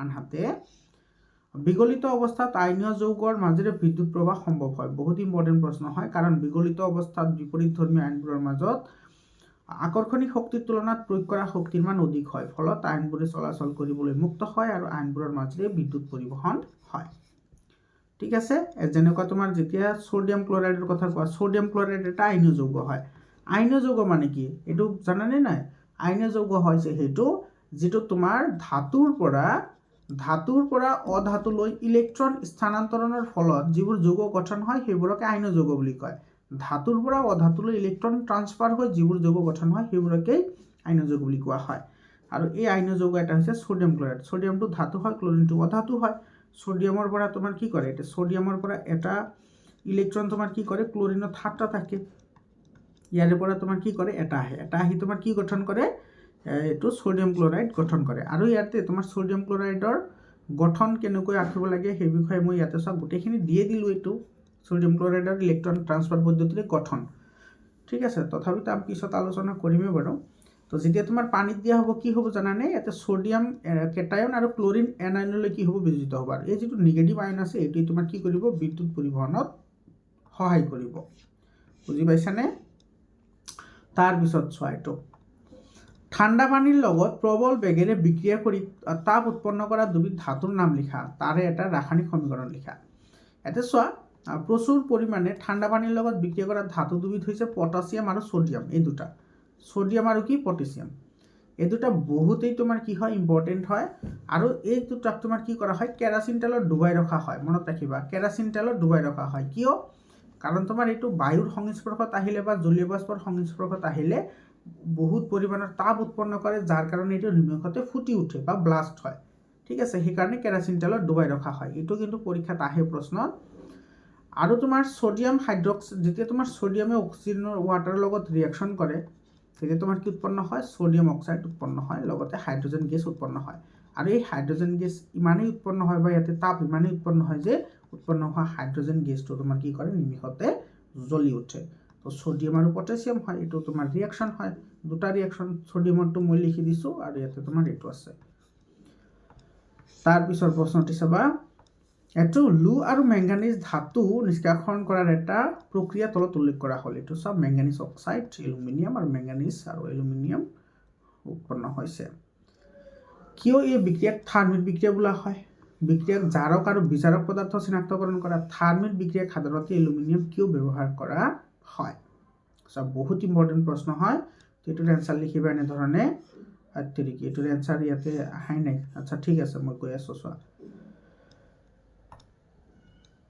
এটাৰ অ্যান্সাৰ লিখিবা এনে ধৰনে চোৱা এই বিক্ৰিয়াটো কিয় থাৰ্মিট বিক্ৰিয়া বুলি কোৱা হয় কাৰণ এই বিক্ৰিয়াটো তোমাৰ কি হয় প্ৰচুৰ পৰিমাণে তাপ শক্তি উৎপন্ন হয় এই কাৰণে এটো কি বুলি কোৱা হয় থাৰ্মিট বিক্ৰিয়া বুলি কোৱা হয় আৰু এই বিক্ৰিয়াত জাৰক আৰু বিজাৰক পদাৰ্থ উৎপন্ন কৰিবলৈ দিছে সো এটা ম্যাঙ্গানিজ অক্সাইড আছিল ইয়াতে তোমাৰ ম্যাঙ্গানিজ উৎপন্ন হৈছে অক্সিজেন হেৰাইছে আৰু যি অক্সিজেন হেৰাইতেও বিজাৰিত হয় গতিকে তোমাৰ ইয়াতে কি হৈছে ম্যাঙ্গানিজ অক্সাইড তোমাৰ কি হৈছে বিজাৰিত হৈছে আৰু এলুমিনিয়ামটো তোমাৰ কি হৈছে ইয়াতে জাৰিত হৈছে ইয়াতে তোমাৰ চোৱা এলুমিনিয়াম আছিল ইয়াতে এলুমিনিয়াম অক্সাইড হ'ব তো Al2O3 হ'ব Al2O3 তো এলুমিনিয়ামে অক্সিজেন লাভ কৰিছে অক্সিজেন লাভ কৰিলে কি হয় তোমাৰ হেতু জাৰণ হয় ঠিক আছে তো ইয়াতে তোমাৰ বিজাৰক পদাৰ্থ হৈছে এটো ম্যাঙ্গানিজ অক্সাইড আৰু তোমাৰ জাৰিত হৈছে এলুমিনিয়াম ঠিক আছে তাৰপিছত থাৰ্মিট বিক্ৰিয়াত আমি কিয় এলুমিনিয়াম ব্যৱহাৰ কৰোঁ? কাৰণ কি এলুমিনিয়ামৰ যিটো তোমাৰ গলনাংক সেইটো তোমাৰ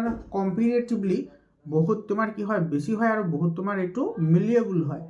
যিহেতু তোমাৰ এইটো লোজাতীয় বস্তুক জোৰা লগাবলৈ ইউজ কৰা হয়, সেইকাৰণে তোমাৰ ইয়াতে কি কৰা হয় এলুমিনিয়াম ধাতুটো ব্যৱহাৰ কৰা হয়। বুজি পাইছানে? তাৰপিছৰ প্ৰশ্নটো চাবা, সেইটো গহনা তৈয়াৰ কৰিবলৈ প্লেটিনাম, গোল্ড আৰু চিলভাৰ ব্যৱহাৰ কৰা হয় কিয়? এটাৰ এনসাৰ লিখিবা এনেধৰণে, গহনা তৈয়াৰ কৰিবলৈ প্লেটিনাম, গোল্ড, চিলভাৰ ব্যৱহাৰ কৰা হয়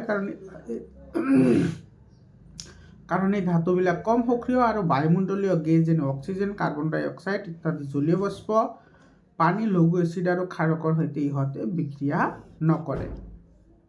সেইকাৰণে বহুত ইম্পৰ্টেণ্ট হয়। আৰু এটা কথা মন কৰিবা যে আৰু এটা প্ৰশ্ন আছে যে তোমাৰ সোডিয়াম আৰু পটাছিয়ামৰ নিচিনা ধাতুক কেৰাচিন তেলত কিয় ডুবাই ৰখা হয়?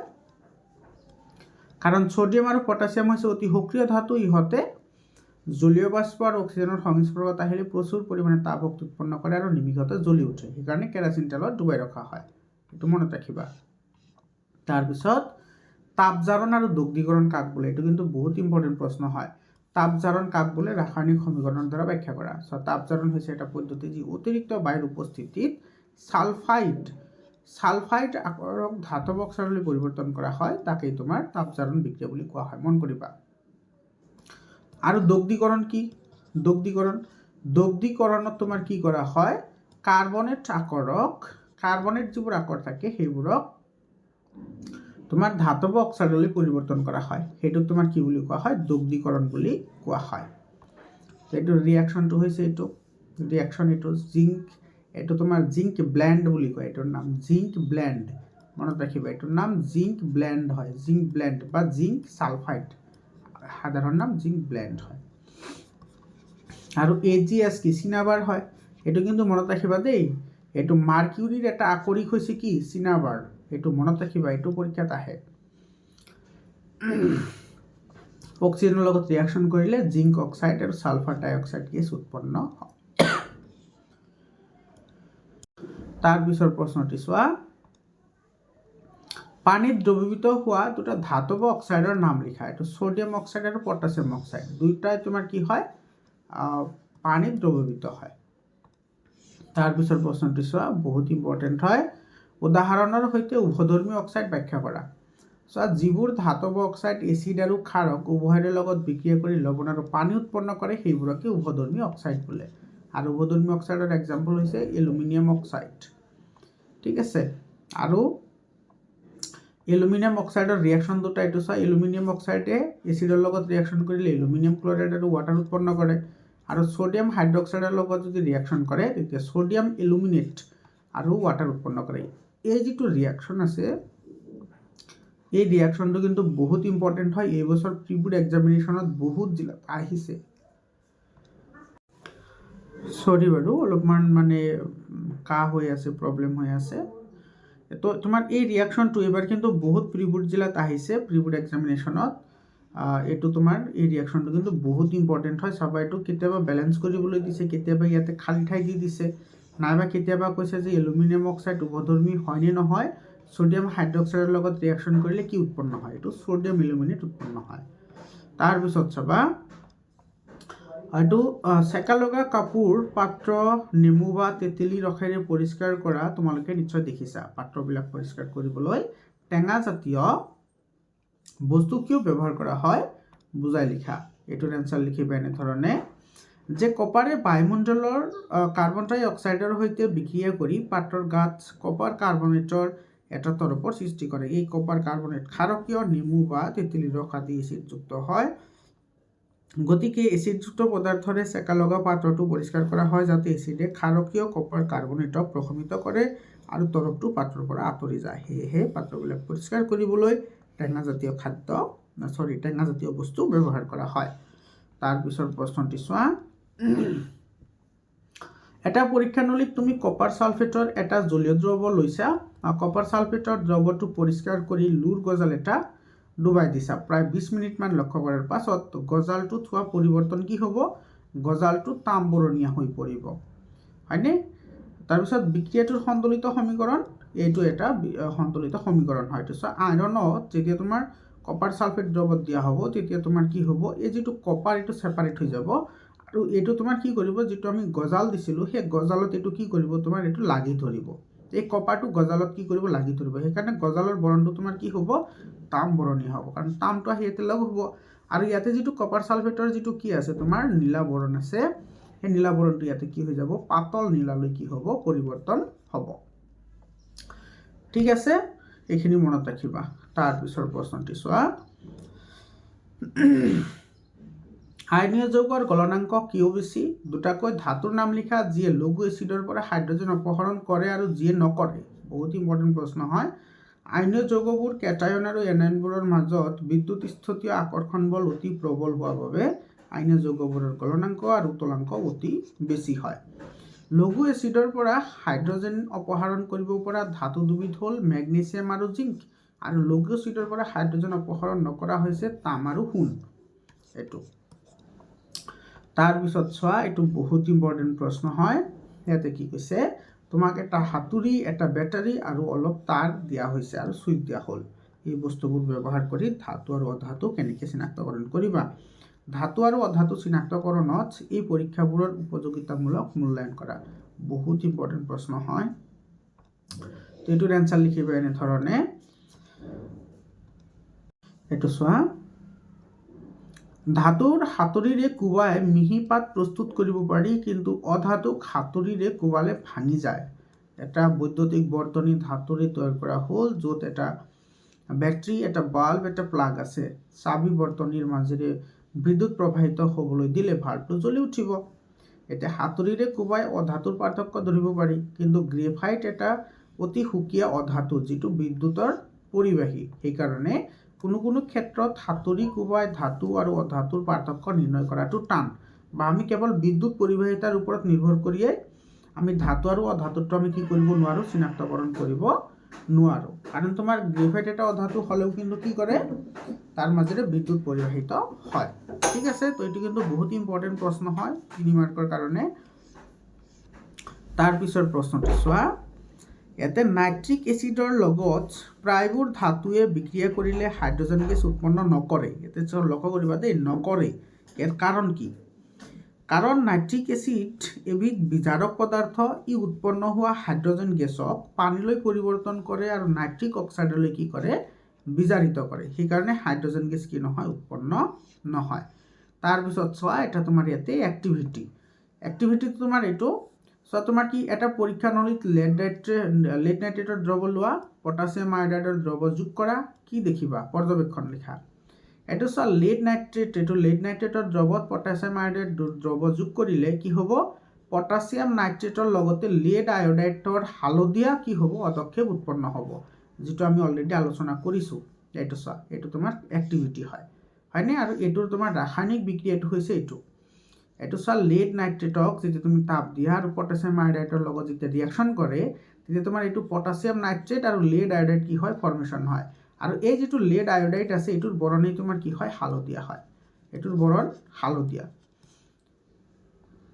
তাৰ পিছত চোৱা এটো তোমালোকৰ আছে এটো অলৰেডি আৰু এই বিক্ৰিয়াটো কি হয় এটো সব বহুত ইম্পৰ্টেন্ট হয় এটো চা উৎপন্ন হোৱা অদক্ষেপৰ ৰং কি আৰু অদক্ষিপ্ত হোৱা যৌগটোৰ নাম কি এটো বহুত ইম্পৰ্টেন্ট প্ৰশ্ন হয় এটো যেতিয়া তুমি কি কৰিবা লেড নাইট্ৰেট আৰু পটাছিয়াম আয়োডাইড যোগ কৰা হয় তেতিয়া তো লেড নাইট্ৰেট আৰু পটাছিয়াম আয়োডাইড যোগ কৰিলে যেটো অদক্ষেপ উৎপন্ন হয় সেই অদক্ষেপ উৎপন্ন হোৱা অদক্ষেপটোৰ বৰণ কি হয় বৰণটো হয় তোমাৰ হালদিয়া আৰু যৌগটোৰ নাম কি যৌগটোৰ নাম হৈছে লেড আয়োডাইড যৌগটোৰ নাম লেড আয়োডাইড এটো তাৰ পিছত ৰাসায়নিক সমীকৰণ হৈছে এটো লেড নাইট্ৰেট আৰু পটাছিয়াম আয়োডাইডৰ লগত ৰিঅ্যাকশন কৰিলে পটাছিয়াম নাইট্ৰেট আৰু লেড আয়োডাইড উৎপন্ন হয় আৰু এটো কি বিক্ৰিয়া হয় এটা দ্বি অপহৰণ বিক্ৰিয়া হয় দ্বি অপহৰণ বিক্ৰিয়া বহুত ইম্পৰ্টেন্ট প্ৰশ্ন হয়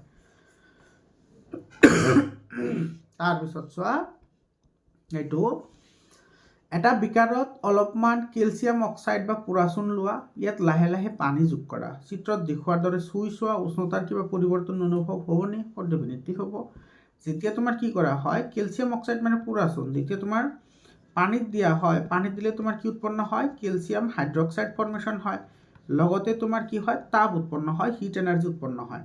মানে এইটো তাপবৰ্জী বিক্ৰিয়া হয়, তাপ উৎপন্ন হ'ব, তো তাপবৰ্জী বিক্ৰিয়া হয়। এইটো হৈছে তোমাৰ ৰাসায়নিক বিক্ৰিয়া।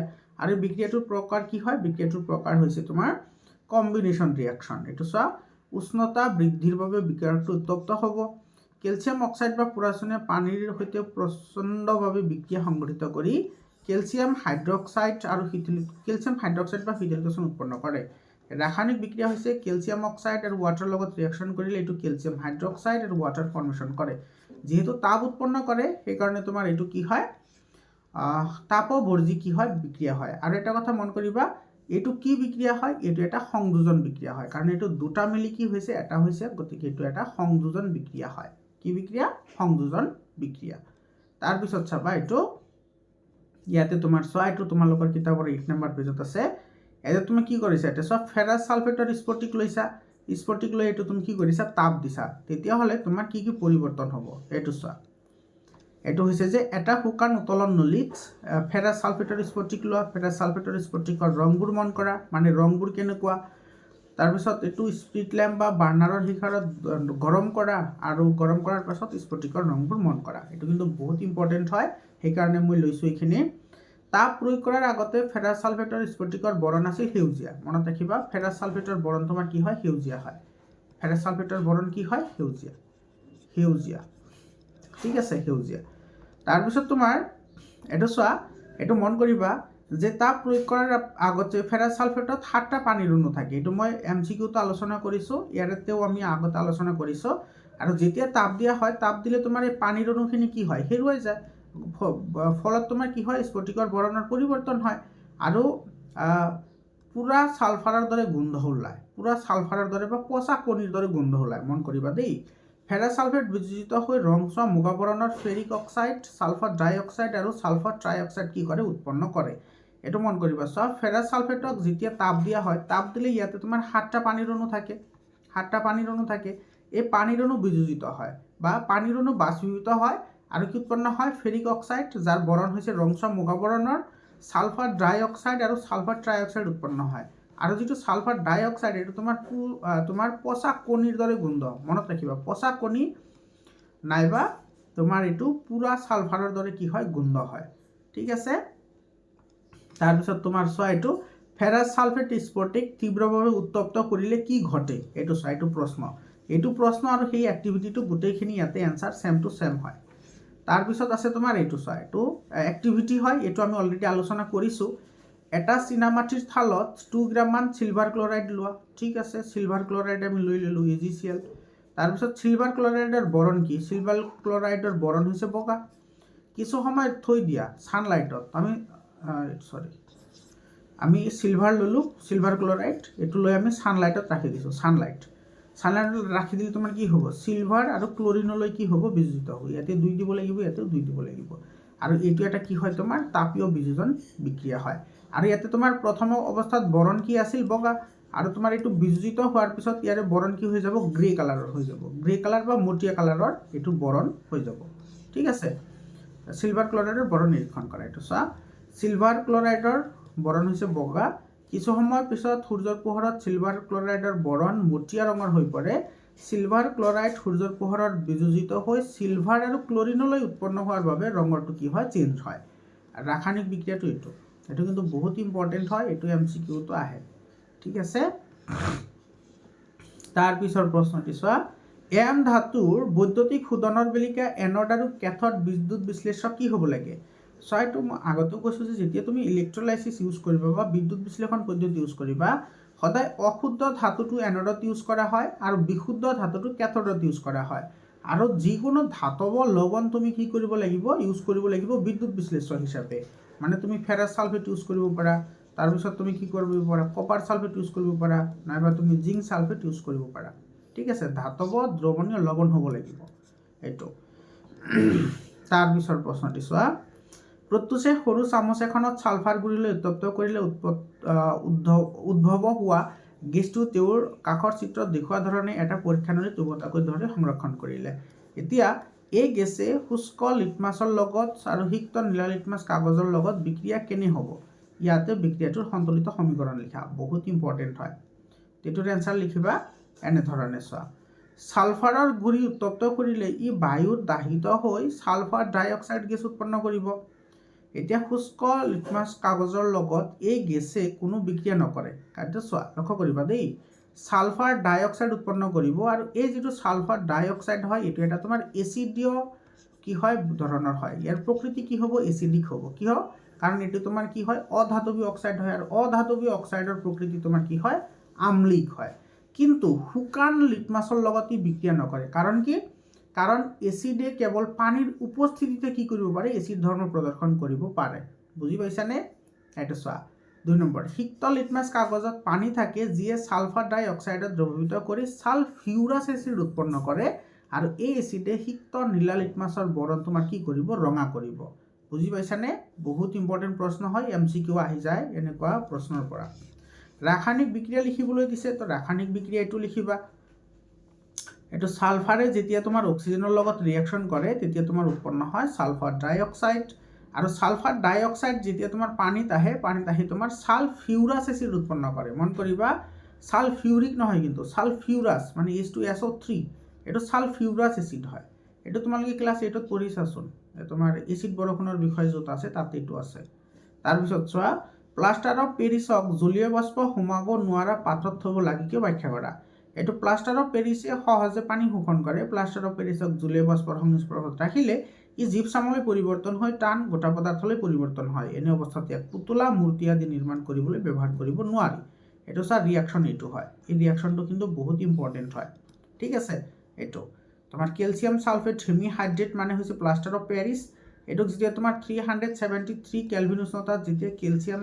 জিপসামক তাপ দিয়া হয় তেতিয়া এটো উৎপন্ন হয় কেনেকৈ উৎপন্ন হয় সেই বিষয়ে অলৰেডি আমি ভিডিওত আলোচনা কৰিলোৱে তাৰ পিছত তোমাৰ এটো ওয়াটাৰ আছে দেৰটা লগ হৈ তোমাৰ কি হয় জিপসামলৈ পৰিৱৰ্তন হয় সেই কাৰণে প্লাষ্টাৰ অফ পেৰিছক সদায় জলীয় বাষ্প সোমাব নোৱাৰা পাত্ৰতহে ৰখা হয় তাৰ পিছত চোৱা এটো কৈছে তোমাৰ প্ৰশমন বিক্ৰিয়া কি হয় দুটা উদাহৰণ দিয়া কাপোৰ ধোৱা সোডা আৰু বেকিং সোডাৰ দুটাকৈ গুৰুত্বপূৰ্ণ ব্যৱহাৰ লিখা তো যি ৰাসায়নিক বিক্ৰিয়াত এসিড এটাই ক্ষাৰকৰ লগত বিক্ৰিয়া কৰি লৱণ আৰু পানী উৎপন্ন কৰে তাকে প্ৰশমন বিক্ৰিয়া বোলে অন্যৰ্থত কি হৈছে আম্লিক দ্ৰৱৰ ধনাত্মক হাইড্ৰোনিয়াম আয়ন বা হাইড্ৰোনিয়াম আয়নৰ ক্ষাৰকৰ ঋণাত্মক হাইড্ৰক্সাইড আয়নৰ মাজত সংঘটিত হোৱা এটা বিক্ৰিয়া তাৰ মানে এসিড আৰু ক্ষাৰকে বিক্ৰিয়া কৰিলে যদি লৱণ আৰু পানী উৎপন্ন হয় তেতিয়া হলে তাক আমি প্ৰশমন বিক্ৰিয়া বুলি কওঁ উদাহৰণ দিছে চাবা হাইড্ৰক্লৰিক এসিডে যেতিয়া সোডিয়াম হাইড্ৰক্সাইড এটো এটা এসিড হয় আৰু সোডিয়াম হাইড্ৰক্সাইড এটা ক্ষাৰক হয় বিক্ৰিয়া কৰি উৎপন্ন কৰে সোডিয়াম ক্লোৰাইড আৰু কি উৎপন্ন কৰে ওয়াটাৰ উৎপন্ন কৰে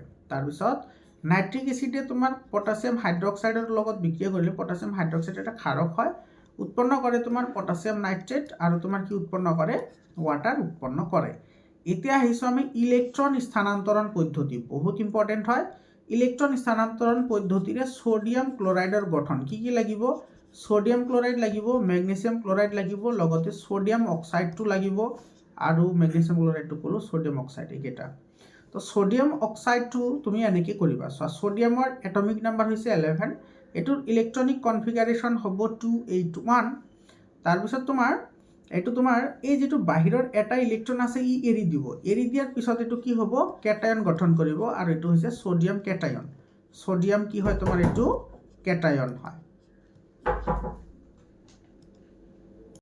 এতিয়া সোয়া তোমাৰ এই যেটো ক্লোৰিন এই যেটো ইলেক্ট্ৰন এৰি দিছে সেই এৰিতে ইলেক্ট্ৰনটো কোনে গ্ৰহণ কৰিব ক্লোৰিনে গ্ৰহণ কৰিব কাৰণ ক্লোৰিনৰ হৈছে 17 তো 17 হলে ইয়াৰ ইলেক্ট্ৰনিক কনফিগাৰেশন হ'ব 287 এই এটা যোগ হৈ তোমাৰ এটো কি হৈ যাব 288 হৈ যাব এটো সব 288 আৰু ইয়াতে তোমাৰ কি হৈছে ক্লোৰিন এনায়ন গঠন হৈছে এটো ক্লোৰাইড এনায়ন হয় আৰু ইয়াতে তোমাৰ এটো এনেকুৱা হ'ব এটো সব সোডিয়ামৰ যেটো এটা ইলেক্ট্ৰন আছিল হেতু ক্লোৰিনত যাব আৰু ক্লোৰিনত গৈ এটো সোডিয়াম ক্লোৰাইড গঠন কৰিব এটো বহুত ইম্পৰ্টেন্ট হয় ঠিক আছে এটো সবা তাৰ পিছত আছে এটো সব ম্যাগনেসিয়াম ক্লোৰাইড ম্যাগনেসিয়ামৰ হৈছে 12 এটমিক নাম্বাৰ ইলেক্ট্ৰনিক কনফিগাৰেশন হ'ব 282 এটো তোমাৰ যেটো দুটা ইলেক্ট্ৰন আছে এটো এৰি দিব দুটা ইলেক্ট্ৰন এৰি দি কি কৰিব ম্যাগনেসিয়াম কেটায়ন গঠন কৰিব দুটা কেটায়ন গঠন কৰিব আৰু যেটো ক্লোৰিন আছে সেই ক্লোৰিনে তোমাৰ এই এৰি দিয়া লক্ষ্য কৰিবা যে ক্লোৰিনে ইয়াতে ইলেক্ট্ৰন এৰি দিছে কেইটা দুটা আৰু ক্লোৰিনে গ্ৰহণ কৰিব পাৰে কেইটা এটা ক্লোৰিনে এটা গ্ৰহণ কৰিব পাৰে, যেহেতু দুটা ইলেক্ট্ৰন আছে সেইকাৰণে তোমাৰ দুটা কি লাগিব, ক্লোৰিন লাগিব। বুজি পাইছানে? তো ক্লোৰিন এইটো তোমাৰ 7 আছে, এই এটা ইয়াতে এটাই গ্ৰহণ কৰিব আৰু এটাই গ্ৰহণ কৰিব, সেইকাৰণে ক্লোৰিন লাগিব কেইটা আমাৰ দুটা, আৰু এইটো ক্লোৰিন কি কৰিব, এনায়ন গঠন কৰিব। তো এই মেগনেছিয়ামৰ এটা ইলেক্ট্ৰন ল'ব এইটো ক্লোৰিনে আৰু এটা ইলেক্ট্ৰন ল'ব এইটো ক্লোৰিনে, আৰু ফৰ্মেশ্যন হ'ব এইটো মেগনেছিয়াম ক্লৰাইড। এইটো তোমাৰ বহুত ইম্পৰ্টেণ্ট হয়, এইবোৰ কিন্তু তোমাৰ পৰীক্ষাত অহাটো নিশ্চিত হয়। ঠিক আছে, যোৱা বছৰ মই অলৰেডি শিকাই থৈছোঁ, তোমালোকে যদি ভিডিঅ' চোৱা নাই তোমালোকে তাতে গৈ চাই ল'ব পাৰা, তাৰে পৰা এটা আহিছিল। ঠিক আছে, এটা আহিছে যোৱা বছৰ, ডাইৰেক্টলি 2 মাৰ্ক আহিছে ইয়াৰ ওপৰত। তাৰপিছত চোৱা তাপজাৰণ আৰু দগ্ধীকৰণ। এইটো তাপজাৰণ আৰু দগ্ধীকৰণ আমি পঢ়িছোঁৱে। অতিৰিক্ত বায়ুৰ উপস্থিতিত উচ্চতাত উত্তপ্ত কৰি ছালফাইড আকৰ ধাতৱ অক্সাইডলৈ ৰূপান্তৰ কৰা হয়, এইটো তাপজাৰণ বিক্ৰিয়া বোলে। আৰু পৰিমিত বায়ুৰ পৰিৱেশত উচ্চতাপত উত্তপ্ত কৰি কাৰ্বনেট আকৰ অক্সাইডলৈ পৰিৱৰ্তন কৰা হয়, ইয়াক দগ্ধীকৰণ বুলি কোৱা হয়।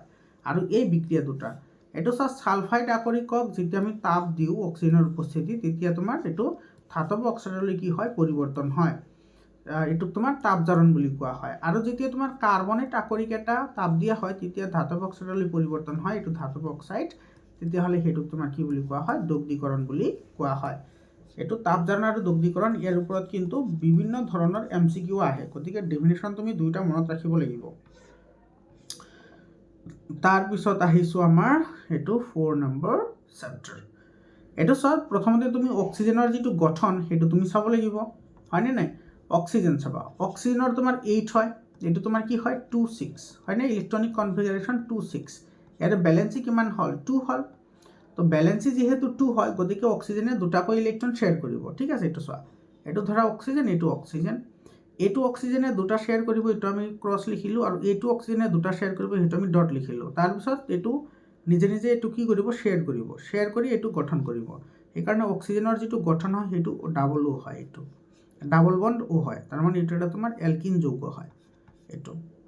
তাৰপিছত তোমাৰ আছে নাইট্ৰজেন। এইটো চোৱা, নাইট্ৰজেনৰ গঠন কেনেকুৱা হ'ব, নাইট্ৰজেনৰ গঠন চোৱা N7 হয়, তো ইয়াৰ ইলেক্ট্ৰনিক কনফিগাৰেশ্যন 2,5 হয়, তো ইয়াৰ বেলেঞ্চি কিমান আহিব, 3 আহিব, অৰ্থাৎ নাইট্ৰজেনে 3টাকৈ ইলেক্ট্ৰন শ্বেয়াৰ কৰিব। এইটো নাইট্ৰজেনে তোমাৰ 3টা ইলেক্ট্ৰন শ্বেয়াৰ কৰিব, আৰু এইটো নাইট্ৰজেনেও 3টা ইলেক্ট্ৰন কি কৰিব, শ্বেয়াৰ কৰিব। তাৰপিছত দুজনে মিলি ভাগি খাব এই দুটা। এইটো হৈ গ'ল তোমাৰ নাইট্ৰজেন। আৰু নাইট্ৰজেনৰ যিটো হয় এইটো ট্ৰিপল বণ্ড থাকে, কাৰণ তোমাৰ কি কৰে, দুটা ইলেক্ট্ৰন মিলি এটা বণ্ড হয়, তো এতিয়া টোটেল ইলেক্ট্ৰন আছে 6টা, তো 3টা বণ্ড হ'ব। ঠিক আছে, সেইটোৰ গঠন তোমাৰ এইটো একেবাৰে চিম্পুল হয়। তাৰপিছত চোৱা, তোমালোকে এইটো চাব লাগিব, বহুত ইম্পৰ্টেণ্ট হয়, গঠন সমযোগী কাক বোলে। জৈৱ যৌগৰ যি আণৱিক সংকেত একে কিন্তু গঠন সংকেত বেলেগ বেলেগ হয়, সেইবোৰক গঠন সমযোজী বুলি কোৱা হয়। ঠিক আছে, যেনেকুৱা তোমাৰ এইটো চোৱা, চাইক্লোহেক্সেনৰ সংকেত, এইটো কিন্তু বহুত ইম্পৰ্টেণ্ট হয়। চাইক্লোহেক্সেনৰ সংকেত হৈছে C6H12, আৰু ইয়াৰে গঠন হৈছে এইটো গঠন চাবা, ইয়াতে কাৰ্বন আছে তোমাৰ কেইটা, 6টা। তো প্ৰথমতে তুমি কাৰ্বন লিখা 6টা, ইয়াতে কাৰ্বন আৰু কাৰ্বন দি এনেকৈ 4টা হৈ গ'ল, এইটো 5টা আৰু এটা 6টা। তাৰপিছত এইটো কাৰ্বন আৰু কাৰ্বনৰ মাজত বণ্ডিংটো দি দিয়া।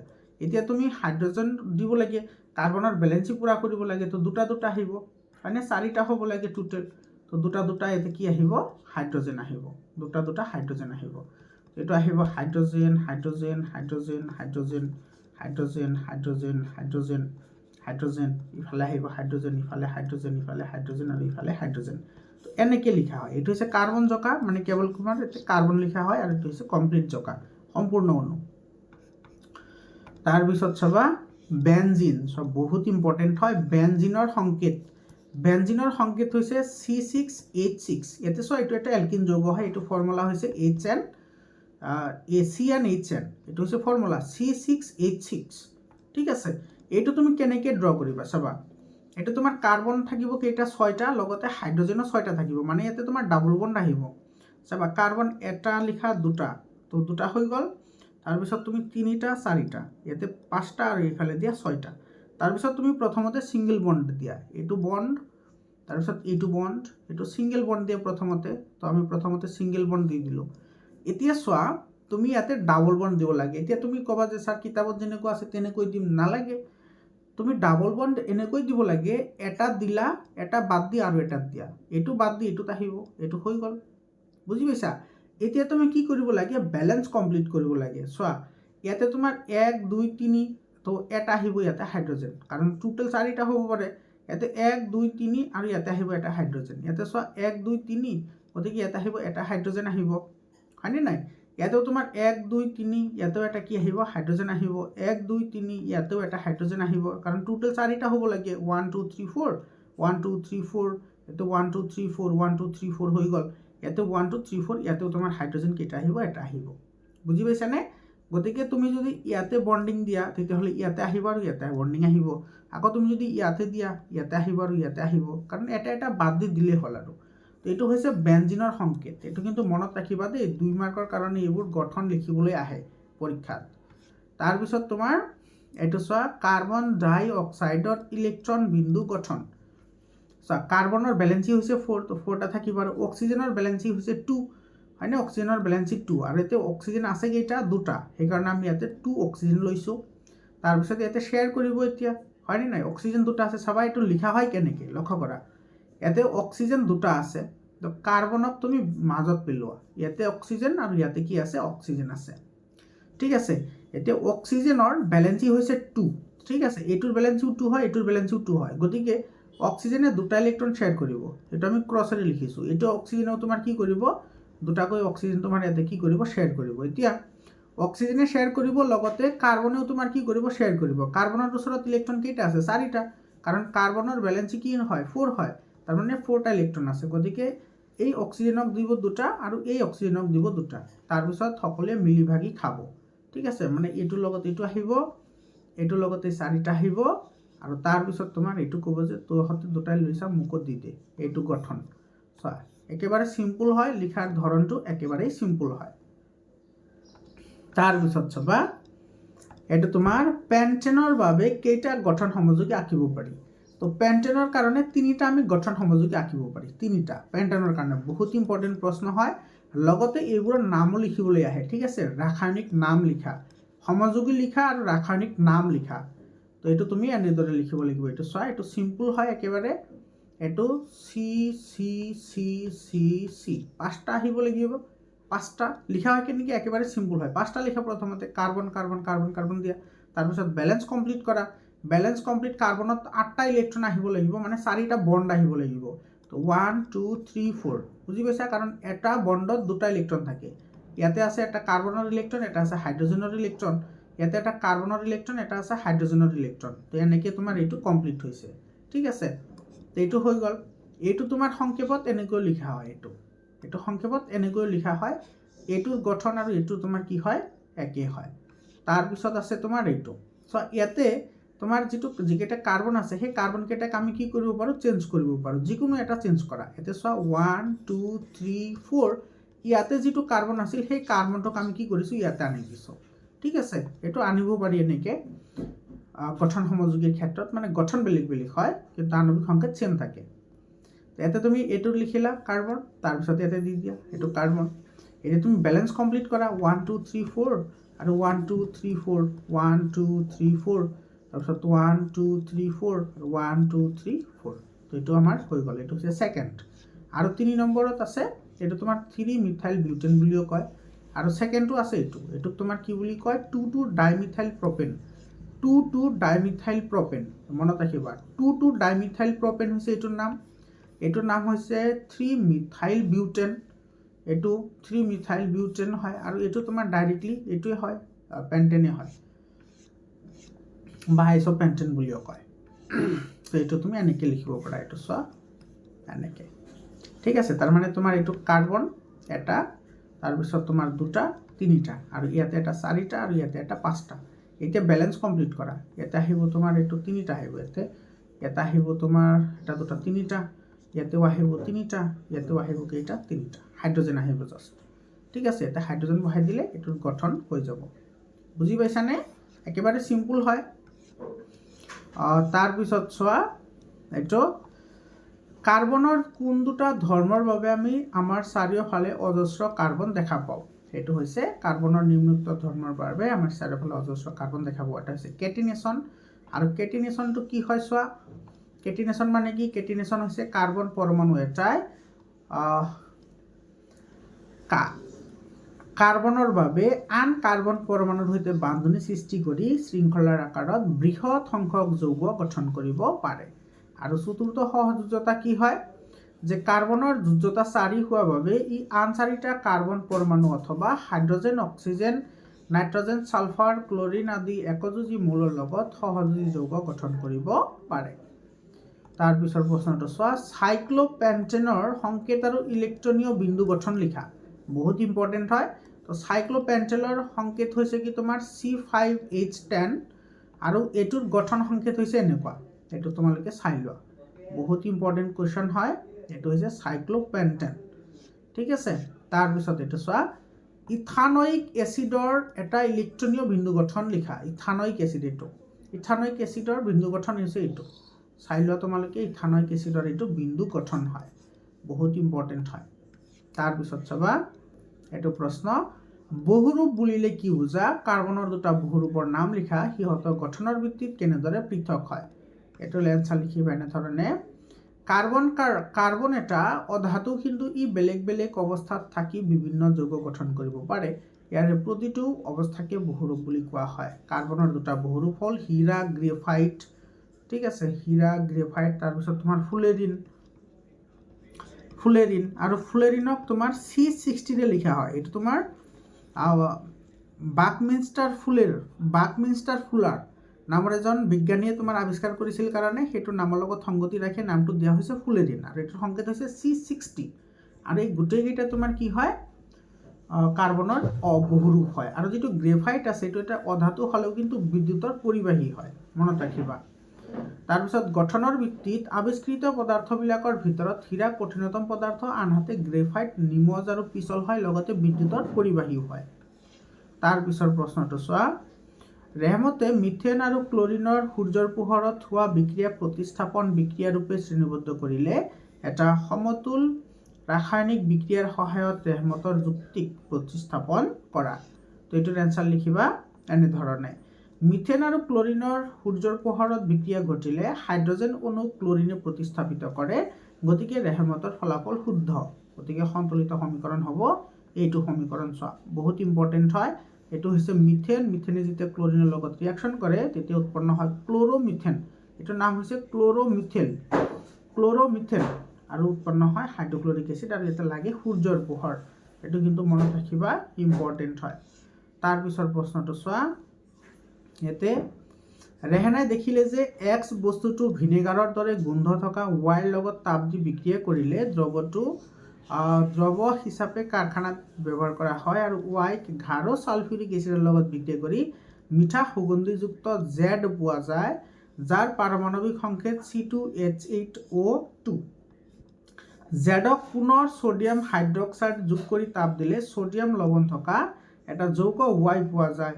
XYZ চিনাক্তকৰণ কৰা। বহুত ইম্পৰ্টেণ্ট প্ৰশ্ন হয় এইটো। তো এইটোৰ এনচাৰ লিখিবা কেনেদৰে চোৱা, এইটো একেবাৰে চিম্পুল হয়, ঠিক আছে। এইটো চোৱা, XYZ হ'ল, এক্স হ'ব ইথানয়িক এচিড, তাৰপিছত ৱাই হ'ব তোমাৰ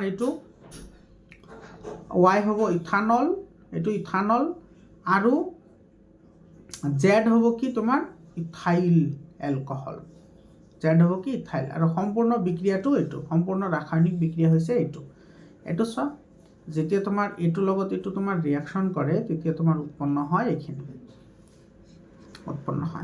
এইটো বহুত ইম্পৰ্টেণ্ট ৰিয়েকশ্যন হয়। তাৰপিছত তোমাৰ চোৱা, হাইড্ৰজেনেশ্যন মানে কি হয়? হাইড্ৰজেনেশ্যন মানে কি? এটা নিকেলৰ দৰে অনুঘটক আৰু তাৰ উপস্থিতিত অসম্পৃক্ত হাইড্ৰকাৰ্বনৰ লগত হাইড্ৰকাৰ্বন যোগ হৈ সম্পৃক্ত হাইড্ৰকাৰ্বন উৎপন্ন হোৱা প্ৰক্ৰিয়াকে হাইড্ৰজেনেশ্যন বুলি কোৱা হয়, বা হাইড্ৰজেন যোগ হোৱা বুলি কোৱা হয়, মনত ৰাখিবা। আৰু এইটোক তোমাৰ যোগাত্মক বিক্ৰিয়া যিটো আছিল সেইটোৰ নিচিনা। যোগাত্মক বিক্ৰিয়াত কি হয়, তোমাৰ অসম্পৃক্ত হাইড্ৰকাৰ্বন তোমাৰ কি হয়, হাইড্ৰজেন যোগ হৈ সম্পৃক্ত হাইড্ৰকাৰ্বনলৈ ৰূপান্তৰিত হয়। তাৰপিছৰ প্ৰশ্নটো চোৱা, জৈৱ যৌগবোৰ কি হয়? প্ৰাণী আৰু উদ্ভিদৰ পৰা পৃথক কৰা ৰাসায়নিক পদাৰ্থক জৈৱ যৌগ বুলি কোৱা হয়। এই পদাৰ্থবোৰ জৈৱ পদাৰ্থৰ পৰা সংগ্ৰহ কৰা হয় বাবে এইবোৰক জৈৱ পদাৰ্থ বুলি কোৱা হয়। তাৰপিছত তোমাৰ দিছে চোৱা, বিউটাননৰ যৌগটোৰ গঠন আঁকা। এইটো চোৱা, বিউটানন, ইয়াতে নন আহিছে মানে এইটো কীটন যৌগ হয়, কীটন হ'লে তোমাৰ এইটোতো আহিবই। তো তো 1 2 3 4 চাৰিটা কাৰ্বন দিব লাগিব কাৰণ বিউট মানে হৈছে 4 তো তোমাৰ তাৰপিছত তুমি কেৱল বেলেন্স কমপ্লিট কৰা তোমাৰ এনসাৰ হৈ যাব বুজি পাইছানে তো এটো তুমি ড্ৰ কৰিবা কেনেকে প্ৰথমতে তুমি কিটনৰ যেটো কাৰ্যকৰীমূলক আছে হেতু দি দিয়া তাৰপিছত কাৰ্বন দিয়া তিনিটা হৈ গল আৰু এটা লাগিব তো আৰু এটা কাৰ্বন দি দিয়া এটো কাৰ্বন তাৰপিছত বেলেন্স কমপ্লিট কৰা ইয়াতে এটা বন্ধনী আছে তো আৰু তিনিটা লাগিব ইয়াতে লাগিব দুটা ইয়াতে লাগিব 1 2 3 4 এটাও নালাগে ইয়াতে লাগিব তিনিটা তাৰপিছত হাইড্ৰোজেন দি দিয়া হাইড্ৰোজেন দি দিলে তোমাৰ এটো গঠন হৈ যাব তাৰপিছত চাবা এটো বিউটেনৰ সমযোগীবোৰৰ গঠন সংকেত আকা বিউটেনৰ কথা কৈছে তো বিউটেনৰ গঠন সমযোগীবোৰ এনেকুৱা তোমালোকে চাই লোৱা এটো হৈছে আইসোবিউটেন এটো হৈছে তোমাৰ 2 প্ৰপেন 2 মিথাইল প্ৰপেন তাৰপিছত প্ৰশ্নটি চাবা এটো বহুত ইম্পৰ্টেন্ট প্ৰশ্ন হয় কাৰ্যকৰীমূলক কাক বোলে দুটা উদাহৰণ দিয়া কাৰ্বন শৃংখলত কাৰ্বনৰ বাহিৰে কাৰ্বনৰ সৈতে যুক্ত হৈ থকা আন পৰমাণুবোৰ অকলশৰীয়াকৈ বা থুপৈ থাকে তাকে কাৰ্যকৰীমূলক বোলা হয় উদাহৰণস্বৰূপে কিটন কাৰ্যকৰীমূলক আৰু এলডিহাইড কাৰ্যকৰীমূলক তাৰপিছত তোমাৰ ক্লোৰো বা ব্ৰোমো কাৰ্যকৰীমূলক আছে তাৰপিছত তোমাৰ এলকহল কাৰ্যকৰীমূলক আছে তাৰপিছত কাৰ্বক্সিলিক গ্ৰুপ আছে তাৰপিছত প্ৰশ্নটো চোৱা এটো হাইড্ৰকাৰ্বন কি হয় এলকেন এলকিন আৰু এলকাইন শ্ৰেণীৰ প্ৰতিটোৰে তিনিটাকৈ উদাহৰণ দিয়া তো কাৰ্বন আৰু হাইড্ৰোজেনেৰে গঠিত জৈৱ যৌগবোৰকে হাইড্ৰকাৰ্বন বোলা হয় এলকাইনৰ সংকেত হ'ব বিউটাইন প্ৰপাইন আৰু ইথাইন তোমালোকে এমসিকিউ যদি চোৱা নাই এমসিকিউটো চাই ল'বা তাতে মই 100% আমি আলোচনা কৰিছো যে এলকেন আৰু এলকাইন কি হয় তোমালোকে ভিডিও চালে গম পাই যাবা এলকেনৰ উদাহৰণ হৈছে প্ৰপেন ইথেন আৰু মিথেন এলকিনৰ হৈছে বিউটিন প্ৰপিন আৰু ইথিন ঠিক আছে তাৰ পিছৰ প্ৰশ্নটি চোৱা পৰীক্ষাৰ সহায়ত এলকহল আৰু কাৰ্বক্সিলিক এচিডৰ মাজৰ প্ৰভেদ কিদৰে দেখুৱাব পাৰি তো এটো দুটা পৰীক্ষানলত পৃথকে ইথানল এলকহল আৰু ইথানয়িক এচিড বা কাৰ্বক্সিলিক এচিড লোৱা হ'ল এতিয়া দুইটা পৰীক্ষানলত সোডিয়াম বাইকাৰ্বনেট বা সোডিয়াম হাইড্ৰোজেন কাৰ্বনেট যোগ কৰা হ'ল কিছু সময়ৰ পাছত লক্ষ্য কৰিলো যে ইথানলে সোডিয়াম হাইড্ৰোজেন কাৰ্বনেটৰ সৈতে কোনো ধৰণৰ বিক্ৰিয়া সংঘটিত কৰা নাই আনহাতে ইথানয়িক এচিডে সোডিয়াম হাইড্ৰোজেন কাৰ্বনেটৰ সৈতে বিক্ৰিয়া কৰি সোডিয়াম এচিটেট উৎপন্ন কৰিছে কাৰ্বন ডাই অক্সাইড উৎপন্ন কৰিছে আৰু পানী উৎপন্ন কৰিছে এনেদৰে পৰীক্ষাৰ সহায়ত এলকহল আৰু কাৰ্বক্সিলিক এচিডৰ মাজত প্ৰভেদ দেখুৱাব পাৰি তাৰ পিছৰ প্ৰশ্নটো চোৱা এটো যৌগৰ নাম লিখিব দিছে এটো চোৱা যৌগৰ নাম লিখিব একেবাৰে সিম্পল হয় ইয়াতে কেইটা আছে ইয়াতে 1 2 দুটা কাৰ্বন আছে আৰু ব্ৰোমিন আছে গতিকে এটো হ'ব ব্ৰোমো ইথেন হ'ব ইথেন দুটা থাকিলে ইথেন হয় ঠিক আছে তাৰ পিছত এটো চোৱা এটো তোমাৰ ডাবল বন্ড আছে হয়নে ডাবল বন্ড আছে আৰু এটো তোমাৰ কিটনৰ হয় এটো তোমাৰ কি হয় কিটনৰ হলে এটোৰ নাম কি হ'ব আচ্ছা ইয়াতে OH আছে CHO হয় এটো CHO এটো ঠিক আছে এটো তোমাৰ কি হয় মিথেন হয় এটো তোমাৰ না মিথেন নহয় ইথিন হয় ইথিন হয় তাৰপিছত চোৱা ইয়াতে তোমাৰ কি আছে তিনিটা আছে আচ্ছা তোমাৰ এটো মিথানেল বুলি দিছে ইয়াতে গতিকে মিথানেল যদি দিয়া থাকে মিথানেল মিথ হলে 1 আহিব ঠিক আছে এটো মিথানেলে হয় এটো মিথানেল মিথ ইথ প্ৰবিউট পইণ্ট হেক্স হেপ্টক নেণ্ডক এটো তোমাৰ এটা হয় ইয়াতে কাৰ্বন কেইটা আছে 1 2 3 4 5 6 ছয়টা আছে তো হেক্স আহিব আৰু এটা ট্ৰিপল বন্ড আছে তো আইন আহিব এটো নাম হ'ব হেক্সাইন ঠিক আছে এইবোৰ কেনেকৈ নামকৰণ কৰা হয় তোমালোকে এমসিকিউ সিৰিজটো চাই ল'বা তাতে মই গোটেইখিনি আলোচনা কৰিছো তথাপি কৈ দিছো চোৱা কাৰ্বন যিমানটা আছে 1 2 3 4 5 ছয়টা আছে তো হেক্স আহিব ছয়টা আছে তো হেক্স আহিব আৰু তিনিটা বন্ড আছে তো এটো তোমাৰ কি হয় এলকাইন যৌগ হয় এলকাইন যৌগ হলে লাষ্টত আইন যোগ হয় তো এটো কি হ'ব হেক্সাইড এটো সিম্পল একেবাৰে তাৰ পিছৰ প্ৰশ্নটো চোৱা ইয়াতে তোমাৰ কি কৈছে ইথানলৰ লগত সোডিয়াম ধাতু যোগ কৰিলে কি ঘটে বিক্ৰিয়াটোৰ প্ৰয়োজনীয় ৰাসায়নিক সমীকৰণ লিখা ইথানলৰ লগত সোডিয়াম ধাতু যোগ কৰিলে ইহতৰ দুইটাৰে মাজত বিক্ৰিয়া ঘটি সোডিয়াম ইথক্সাইড আৰু হাইড্ৰোজেন গেছ কি হয় উৎপন্ন হয় বহুত ইম্পৰ্টেন্ট প্ৰশ্ন হয় বিক্ৰিয়াটোৰ ৰাসায়নিক সমীকৰণ হ'ল এইটো চোৱা সোডিয়াম আৰু তোমাৰ এইটো আছে এইটো আছে তোমাৰ ইথানলৰ লগত ৰিয়েকশ্যন কৰিলে এইটো সোডিয়াম এচিটেট উৎপন্ন হয়, লগতে হাইড্ৰজেন গেছ উৎপন্ন হয়। এইটো হৈছে তোমাৰ কি ইথানল, এইটো হৈছে তোমাৰ সোডিয়াম এচিটেট আৰু এইটো হৈছে হাইড্ৰজেন। তাৰপিছৰ প্ৰশ্নটো চাবা, ইথানলক ইথানয়িক এচিডলৈ ৰূপান্তৰ কৰাটো কিয় এটা জাৰণ বিক্ৰিয়া? এইটো ইথানলক ক্ষাৰকীয় পটাছিয়াম পাৰমেংগানেট বা আম্লিক পটাছিয়াম ডাইক্ৰমেটৰ উপস্থিতিত উত্তপ্ত কৰিলে ইথানলে অক্সিজেন গ্ৰহণ কৰি ইথানয়িক এচিড উৎপন্ন কৰাৰ বাবে ই এটা জাৰণ বিক্ৰিয়া হয়। ঠিক আছে, মানে অক্সিজেন যোগ হয়, সেইকাৰণে এইটো জাৰণ বিক্ৰিয়া হয়। তাৰপিছৰ প্ৰশ্নটো চোৱা, বহুত ইম্পৰ্টেণ্ট হয়। সমগণীয় শ্ৰেণী কাক বোলে? উদাহৰণ আৰু বৈশিষ্ট্য সহ লিখা। একেবোৰ মৌলৰ দ্বাৰা গঠিত আৰু একে ধৰ্ম বিশিষ্ট জৈৱ যৌগবোৰক কেৱল এটা সাধাৰণ সংকেতৰ দ্বাৰা প্ৰকাশ কৰিব পাৰি। এনেধৰণৰ যৌগ শ্ৰেণী এটা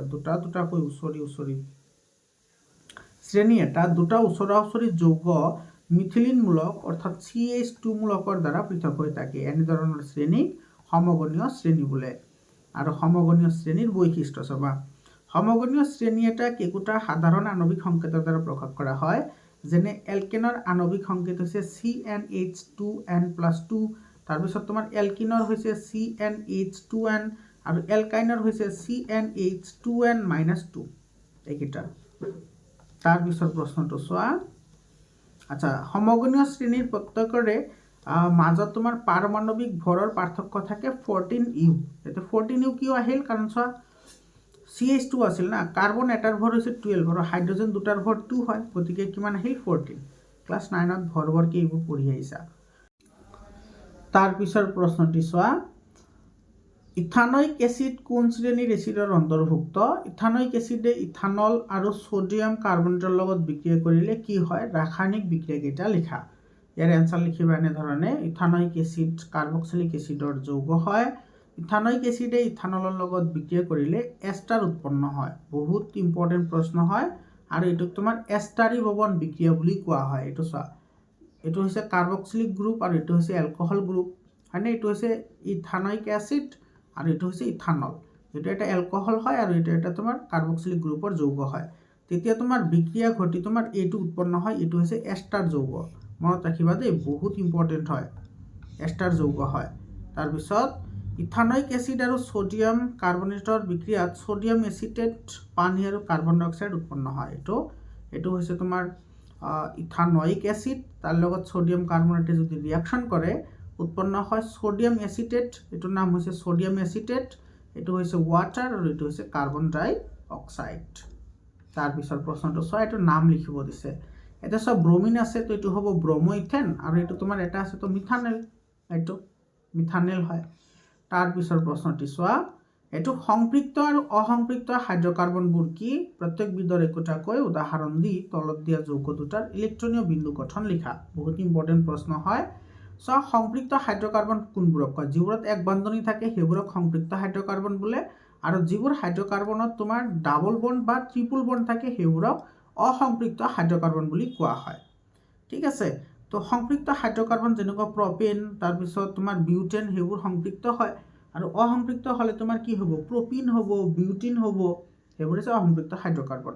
আৰু এই দুটা কি লিখিবলৈ দিছে? কাৰ্বন ডাই অক্সাইড আৰু S8ৰ ইলেক্ট্ৰনীয় বিন্দু গঠন লিখিবলৈ দিছে। ইয়াতে চোৱা, যিবোৰ হাইড্ৰকাৰ্বনত কাৰ্বন পৰমাণুবোৰে পৰস্পৰ এক বান্ধনীত যোজিত হৈ থাকে সেইবোৰক সংপৃক্ত হাইড্ৰকাৰ্বন বোলে। আকৌ অসংপৃক্ত হাইড্ৰকাৰ্বনত দুটা বা তিনিটা বান্ধনী থাকে। তো সংপৃক্ত হাইড্ৰকাৰ্বনৰ উদাহৰণ হৈছে মিথেন আৰু অসংপৃক্ত হাইড্ৰকাৰ্বনৰ উদাহৰণ হৈছে ইথিন বা ইথাইন। তাৰপিছত কাৰ্বন ডাই অক্সাইডৰ যিটো ইলেক্ট্ৰন ফুট চিত্ৰ সেইটো হৈছে এনেকুৱা। চাবা, এইটো বহুত ইম্পৰ্টেণ্ট হয়। কাৰ্বন ডাই অক্সাইডৰ এইটো ফুট চিত্ৰ হয়, এইটো কাৰ্বন ডাই অক্সাইডৰ ফুট চিত্ৰ। আৰু এইবোৰ লিখা হয় কেনেকৈ? একেবাৰে চিম্পল হয়। কাৰ্বনৰ ভেলেঞ্চি 4 হয় আৰু তোমাৰ অক্সিজেনৰ ভেলেঞ্চি 2 হয়। আচ্ছা, এইটো মই দেখুৱাইছোঁ অলৰেডি। এইটো তোমাৰ কাৰ্বনে দুটা শ্বেয়াৰ কৰিব, অক্সিজেনে দুটা শ্বেয়াৰ কৰিব, কাৰ্বনে দুটা আৰু অক্সিজেনে দুটা শ্বেয়াৰ কৰিব। তাৰপিছত এইটোৱে লৈ ল'ব, এইটো লৈ ল'ব, তাৰপিছত কাৰ্বনে গোটেইকেইটা লৈ ল'ব। তো এইটো তোমাৰ হৈছে কাৰ্বন ডাই অক্সাইডৰ গঠন। তাৰপিছত আছে S8ৰ ইলেক্ট্ৰনীয় বিন্যাস হৈছে এইটো চোৱা, দুটাকৈ ইলেক্ট্ৰন কি কৰি শ্বেয়াৰ কৰিব প্ৰত্যেকৰে লগত। কাৰণ তোমাৰ ছালফাৰৰ 16 হয়, 16 হ'লে তোমাৰ কি হ'ব? 2, 8, 10 হয়। ইয়াতে তোমাৰ কিমান আহিব? বেলেঞ্চি 2, গতিকে দুটাকৈ ইলেক্ট্ৰন শ্বেয়াৰ কৰিব এটাৰ মাজত আনটোৰ লগত তাৰপিছত চোৱা এইটো নাম লিখিবলৈ দিছে চোৱা যৌগকেইটাৰ গঠন এইটো হৈছে ব্ৰমপেণ্টেন বিউটানন আৰু হেক্সানেল বহুত ইম্পৰ্টেণ্ট হয় এইটো চোৱা ব্ৰমপেণ্টেন হ'লে কাৰ্বন আহিব 5টা 1 2 3 4 5 তাৰপিছত কেৱল হাইড্ৰজেন বহাই দিয়া আৰু হাইড্ৰজেন বহোৱাৰ নিয়ম একেবাৰে সিম্পল হয় কাৰ্বনৰ ভেলেন্সি কমপ্লিট কৰা কাৰ্বনৰ ভেলেন্সি হৈছে 4 গতিকে 4টা বন্ড আহিব এইটো চোৱা 4টা বন্ড আহিছে তাৰপিছত তোমাৰ কি আছিল তোমাৰ কি বিউটানন তো কিটন আহিব কিটন আহিলে তোমাৰ এইটো কাৰ্যকৰীমূলক তো লাগিবই হয়নে নাই এইটো তোমাৰ আছে কি বিউটানন তো কাৰ্বন আহিব 4টা 1 2 3 4 4টা গতিকে এইটো হৈ গ'ল তোমাৰ বিউটানন তাৰপিছত হাইড্ৰজেন কমপ্লিট কৰা তাৰপিছত আছে তোমাৰ কাৰ্বক্সিলিক গ্ৰুপ হয়নে না হেক্সানেল আছে CHO আছে এইটো চোৱা CHO তাৰপিছত তোমাৰ আছে হেক্সানেল আছে তো 6টা আহিব 1 2 3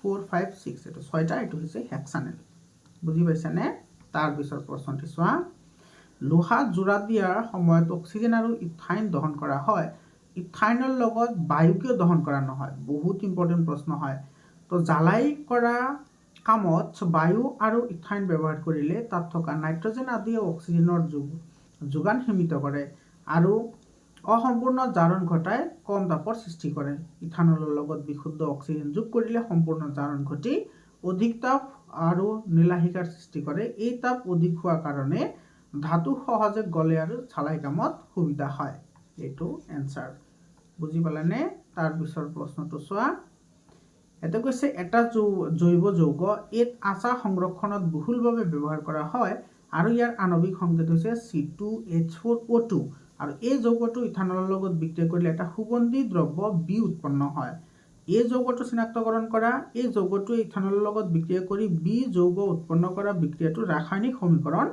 লিখা তাৰপিছত বি যৌগটোৰ পৰা এই যৌগটো পুনৰ কেনেকৈ ঘূৰাই পাব পাৰি বি যৌগটো কে যৌগটোলৈ ৰূপান্তৰ কৰা বিক্ৰিয়াটোৰ নাম আৰু ইয়াৰে ৰাসায়নিক সমীকৰণ লিখা সব বহুত ইম্পৰ্টেণ্ট প্ৰশ্ন হয় তো এই যৌগটি হ'ল ইথানয়িক এসিড আৰু ইথানয়িক এসিডে যেতিয়া তোমাৰ কাৰ্বক্সিলিক গ্ৰুপৰ লগত এলকহলত ৰিয়েকশন কৰে তেতিয়া এইটো যৌগ উৎপন্ন হয় আৰু এইটো হৈছে এষ্টাৰ যৌগ আৰু এই প্ৰক্ৰিয়াটোৰ নাম হৈছে এষ্টাৰিভৱন বিক্ৰিয়া বা এষ্টাৰিফিকেশন ৰিয়েকশন বুলি কয় এইটো তো এইটো চোৱা বি যৌগটোক সোডিয়াম হাইড্ৰক্সাইডৰ লগত বিক্ৰিয়া কৰিবলৈ দিলে এই যৌগটোৰ সোডিয়াম লৱণ পোৱা যায় তাৰপিছত বি যৌগটি কে যৌগলৈ ৰূপান্তৰ কৰা বিক্ৰিয়াটোৰ নাম হৈছে স্যাপনিফিকেশন বা সাৱনিভৱন বিক্ৰিয়া মানে প্ৰথমটো হৈছে তোমাৰ কি বিক্ৰিয়া প্ৰথমটো হৈছে তোমাৰ এষ্টাৰিভৱন বিক্ৰিয়া আৰু এষ্টাৰ যৌগক যেতিয়া সোডিয়াম হাইড্ৰক্সাইডৰ লগত ৰিয়েকশন কৰা হয় তেতিয়া আকৌ তোমাৰ কি হয় সোডিয়ামৰ যৌগলৈ পৰিৱৰ্তন হয় যাক আমি কি বুলি কওঁ সাৱনিভৱন ৰিয়েকশন বুলি কওঁ মনত ৰাখিবা বহুত ইম্পৰ্টেণ্ট ৰিয়েকশন হয় সাৱনিভৱন বিক্ৰিয়াটো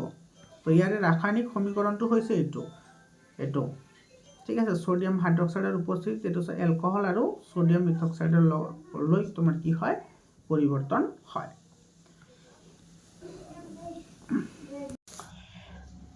তাৰ পিছৰ প্ৰশ্নটি চোৱা তাৰ পিছৰ প্ৰশ্নটিত আমাৰ কি কৈছে যে ক্ষাৰকীয় পটাছিয়াম পাৰমেংগানেট নাইবা আম্লিক পটাছিয়াম ডাইক্ৰমেটৰ সৈতে ইথানলক উত্তপ্ত কৰিলে কি ঘটে বিক্ৰিয়াটোৰ প্ৰয়োজনীয় ৰাসায়নিক সমীকৰণ লিখা তো এইটোৰ এনসাৰ লিখিবা এনে ধৰণে এইটো চোৱা ক্ষাৰকীয় পটাছিয়াম পাৰমেংগানেট নাইবা আম্লিক পটাছিয়াম ডাইক্ৰমেটৰ সৈতে ইথানলক উত্তপ্ত কৰিলে ইথানয়িক এসিড উৎপন্ন হয় ৰাসায়নিক সমীকৰণটো হ'ল এইটো সমীকৰণ সব বহুত ইম্পৰ্টেণ্ট হয় মৰমৰ ছাত্ৰ ছাত্ৰীসকল আৰু তোমালোকৰ যিখিনি কেমিষ্ট্ৰিৰ যিমানকেইটা কেমিকেল ৰিয়েকশ্যনছ আছে সেইবোৰৰ ওপৰত কেনেকুৱা ধৰণৰ প্ৰশ্ন হ'ব পাৰে অলৰেডি মই গোটেইখিনি আলোচনা কৰিছোঁ তোমালোকে চাই ল'বা সেইটো কেৱল তোমাৰ কেমিকেল ৰিয়েকশ্যনছবোৰে আছে তাৰপিছৰ প্ৰশ্নটি চোৱা অধিক পৰিমাণৰ ঘাৰ সালফিউৰিক এচিডৰ সৈতে ইথানলক উত্তপ্ত কৰিলে কি ঘটে প্ৰয়োজনীয় ৰাসায়নিক সমীকৰণ লিখা এইটোৰ এনসাৰ লিখিবা অধিক পৰিমাণে ঘাৰ সালফিউৰিক এচিডৰ সৈতে ইথানলক উত্তপ্ত কৰিলে ইথানলৰ নিৰোধন ঘটি ইথিন উৎপন্ন হয়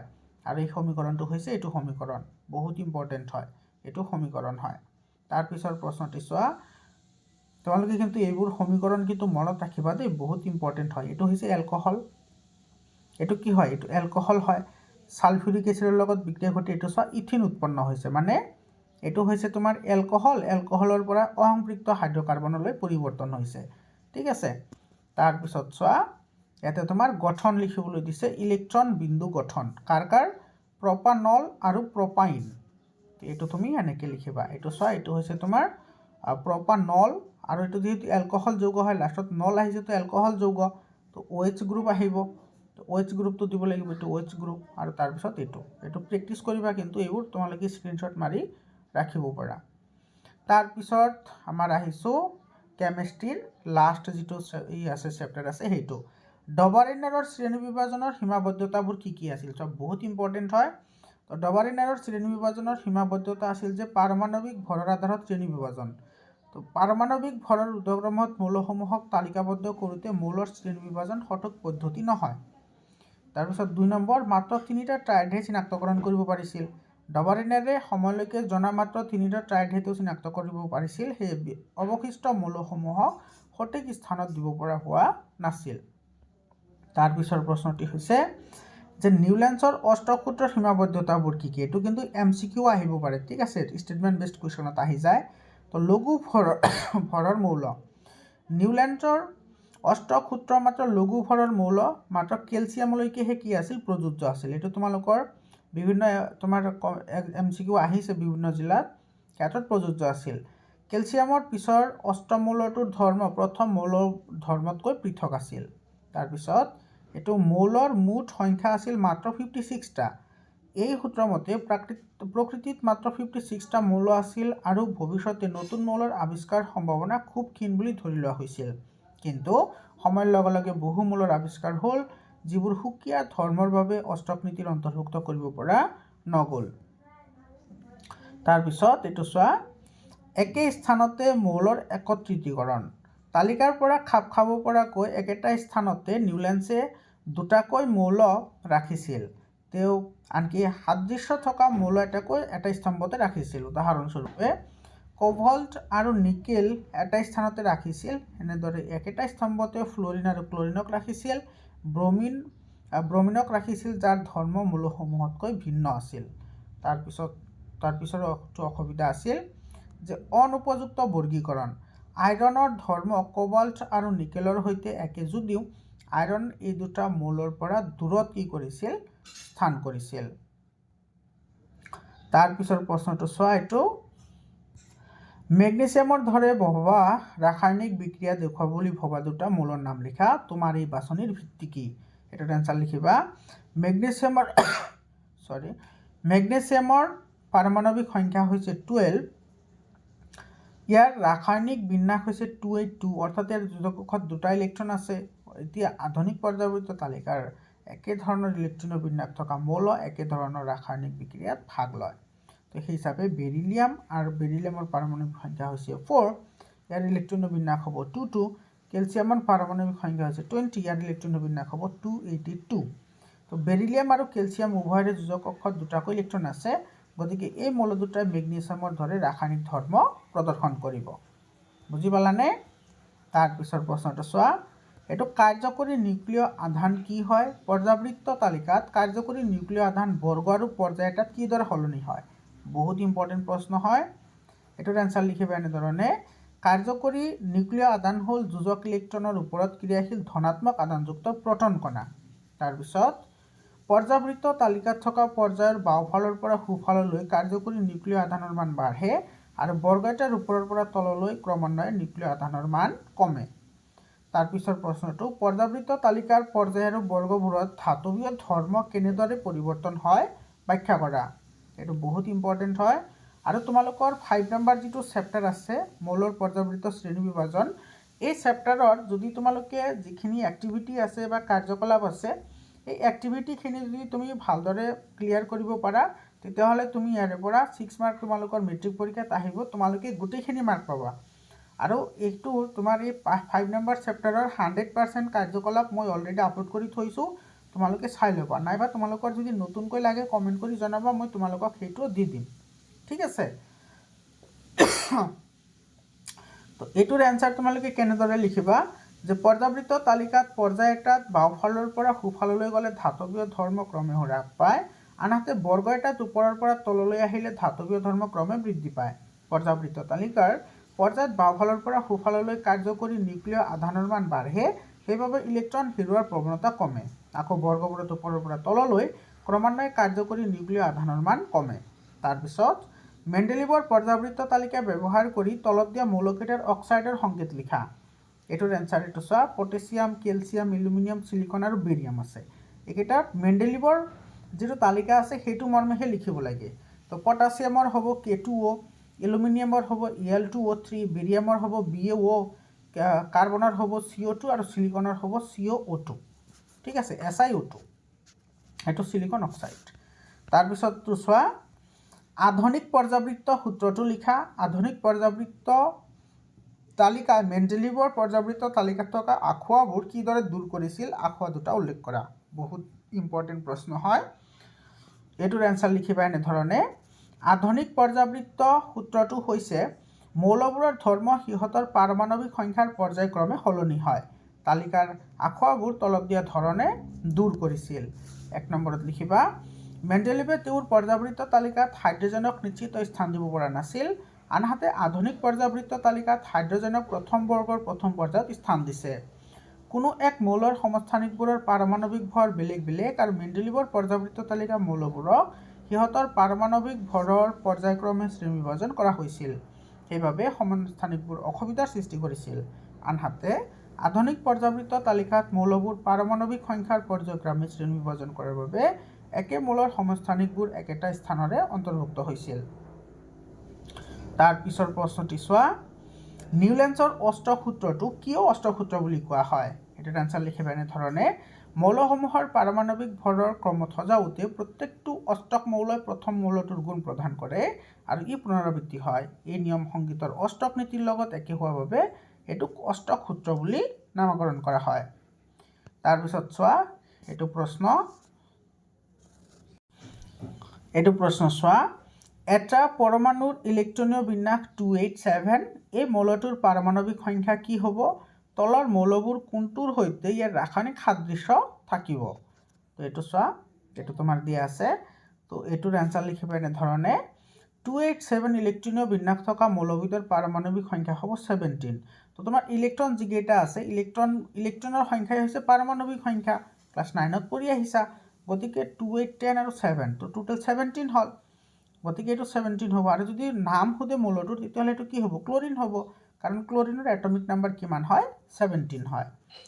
তাৰপিছত ইয়াৰ ৰাসায়নিক ধৰ্মৰ ক্ষেত্ৰত ফ্লৰিনৰ সৈতে সাদৃশ্য দেখা যাব। কিয়? কাৰণ 27 ইলেক্ট্ৰনীয় বিন্যাস থকা F9 আৰু যোজক ইলেক্ট্ৰনৰ সংখ্যা কিমান? 7। ইয়াৰোতো 7 হয়, ইয়াৰো 7 হয়। গতিকে যোজক ইলেক্ট্ৰন চেম হ'লে ৰাসায়নিক ধৰ্ম তোমাৰ কি হয়? একে হয়। ঠিক আছে। তাৰপিছত চাবা, এইটো বহুত ইম্পৰ্টেণ্ট হয়। ইয়াতে এখন তোমাৰ তালিকা দিয়া আছে আৰু সেই তালিকাৰ ওপৰত ভিত্তি কৰি তোমালোকে এইটোৰ এনচাৰ কৰিব লাগে। ইয়াতে তুমি চোৱা, এইটো হৈছে বৰ্গ 16, এইটো হৈছে বৰ্গ 17। তোমালোকে এটা কথা জানা যে বৰ্গ এটাৰ তলৰ ফালে গ'লে মৌলটো ডাঙৰ হয় আৰু বৰ্গ এটাৰ ওপৰৰ ফালে গ'লে মৌল এটা সৰু হয়। আৰু পৰ্যায়টাত যদি বাওঁফালৰ পৰা সোঁফালে যোৱা, তেতিয়াহ'লে মৌলটো সৰু হয় আৰু তোমাৰ সোঁফালৰ পৰা বাওঁফালে আহিলে মৌলটো ডাঙৰ হয়। বুজি পাইছানে? তো এইটো মৌল যিটো A আছে, সেইটো ধাতু নে অধাতু? 17 নম্বৰ বৰ্গত তোমাৰ অধাতু আছে, এইটো হৈছে হেল'জেন বৰ্গ।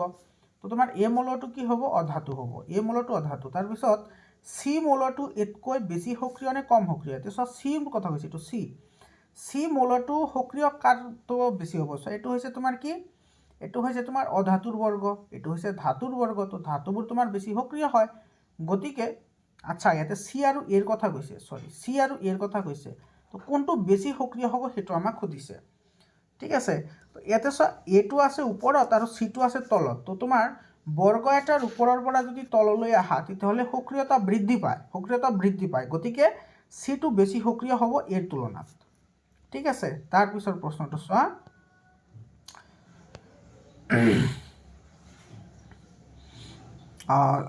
বৰ্গ এটাত চি মৌলটো এতকৈ কম সক্ৰিয়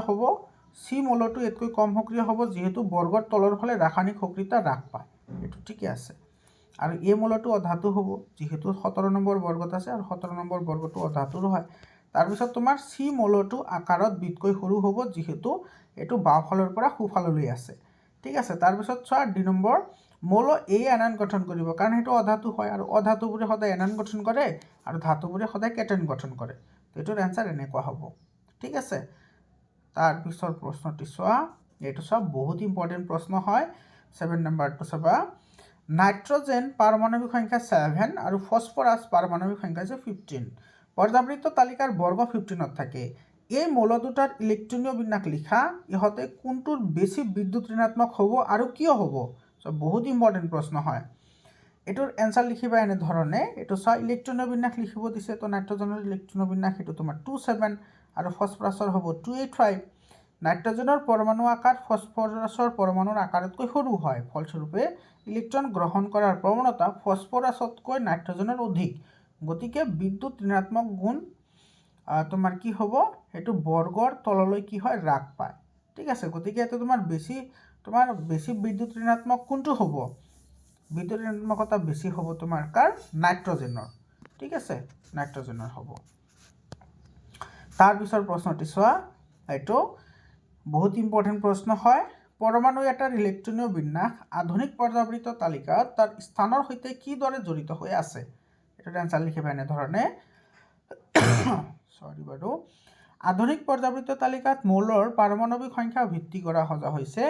যিহেতু মৌলৰ ইলেক্ট্ৰনীয় বিন্যাস সিহঁতৰ পাৰমাণৱিক সংখ্যাৰ ওপৰত নিৰ্ভৰ কৰে, গতিকে ই সূচায় যে আধুনিক পৰ্যাবৃত্ত তালিকাত মৌলৰ ইলেক্ট্ৰনীয় বিন্যাসৰ ওপৰত নিৰ্ভৰশীল। মৌল এটাৰ ইলেক্ট্ৰনীয় বিন্যাসৰ পৰা মৌলটোৰ পৰমাণুৰ কক্ষ আৰু যোজক ইলেক্ট্ৰনৰ সংখ্যা জানিব পাৰি। ইয়ে পৰ্যাবৃত্ত তালিকাত পৰ্যায় আৰু বৰ্গও নিৰ্ধাৰণ কৰে।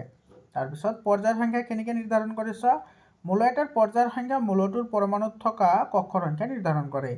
একে সংখ্যক অধিক কক্ষ থকা আটাইবোৰ মৌল এটা পৰ্যায়ত অন্তৰ্ভুক্ত হয়। তাৰপিছত বৰ্গ সংখ্যা কেনেকৈ নিৰ্ধাৰণ কৰে? বিভিন্ন মৌলৰ পৰমাণুৰ যাৰ যোজক ইলেক্ট্ৰনৰ সংখ্যা একে হয়, তেনেবোৰ মৌল এটা বৰ্গতে অন্তৰ্ভুক্ত হয়। সেইটো তাৰপিছত চোৱা, তোমালোকৰ কিতাপৰ কেইটামান কাৰ্যকলাপ আছে, আৰু এই কাৰ্যকলাপ কিন্তু বহুত ইম্পৰ্টেণ্ট হয়, আৰু কাৰ্যকলাপ গোটেইকেইটা মোৰ চেনেলত আপলোড কৰা আছে। তোমালোকে সেই কাৰ্যকলাপকেইটা চাই ল'বা। ঠিক আছে, এই কাৰ্যকলাপবোৰ বহুত ইম্পৰ্টেণ্ট হয়, আৰু এইবোৰৰ পৰা কিন্তু প্ৰশ্ন অহাটো নিশ্চিত হয়। তোমালোকে স্ক্ৰীনশ্বট মাৰি ৰাখা কাৰ্যকলাপৰ পৰা। এইটো প্ৰশ্নটো তোমাৰ বহুত এইবাৰ প্ৰি বোৰ্ড এক্সামিনেশ্যনত বহুত জিলাত আহিছে। স্ক্ৰীনশ্বট মাৰি ৰাখা, ডেফিনেটলি তোমালোকে ইয়াৰ পৰা প্ৰশ্ন পাবা। MCQ আহিব, লগতে লং কুৱেশ্যনবোৰো আহিব। তো মৰমৰ ছাত্ৰ ছাত্ৰীসকল, এইখিনিয়ে আছিল আমাৰ কেমেষ্ট্ৰি পাৰ্ট। ইয়াৰে পিছত আমি আলোচনা কৰিম যিখিনি আমাৰ বায়'লজি পাৰ্ট আছে, সেই বায়'লজি পাৰ্টখিনি আমি আলোচনা কৰিম। আৰু তোমালোকে হোৱাটছআপ গ্ৰুপত জইন হ'বলৈ নাপাহৰিবা।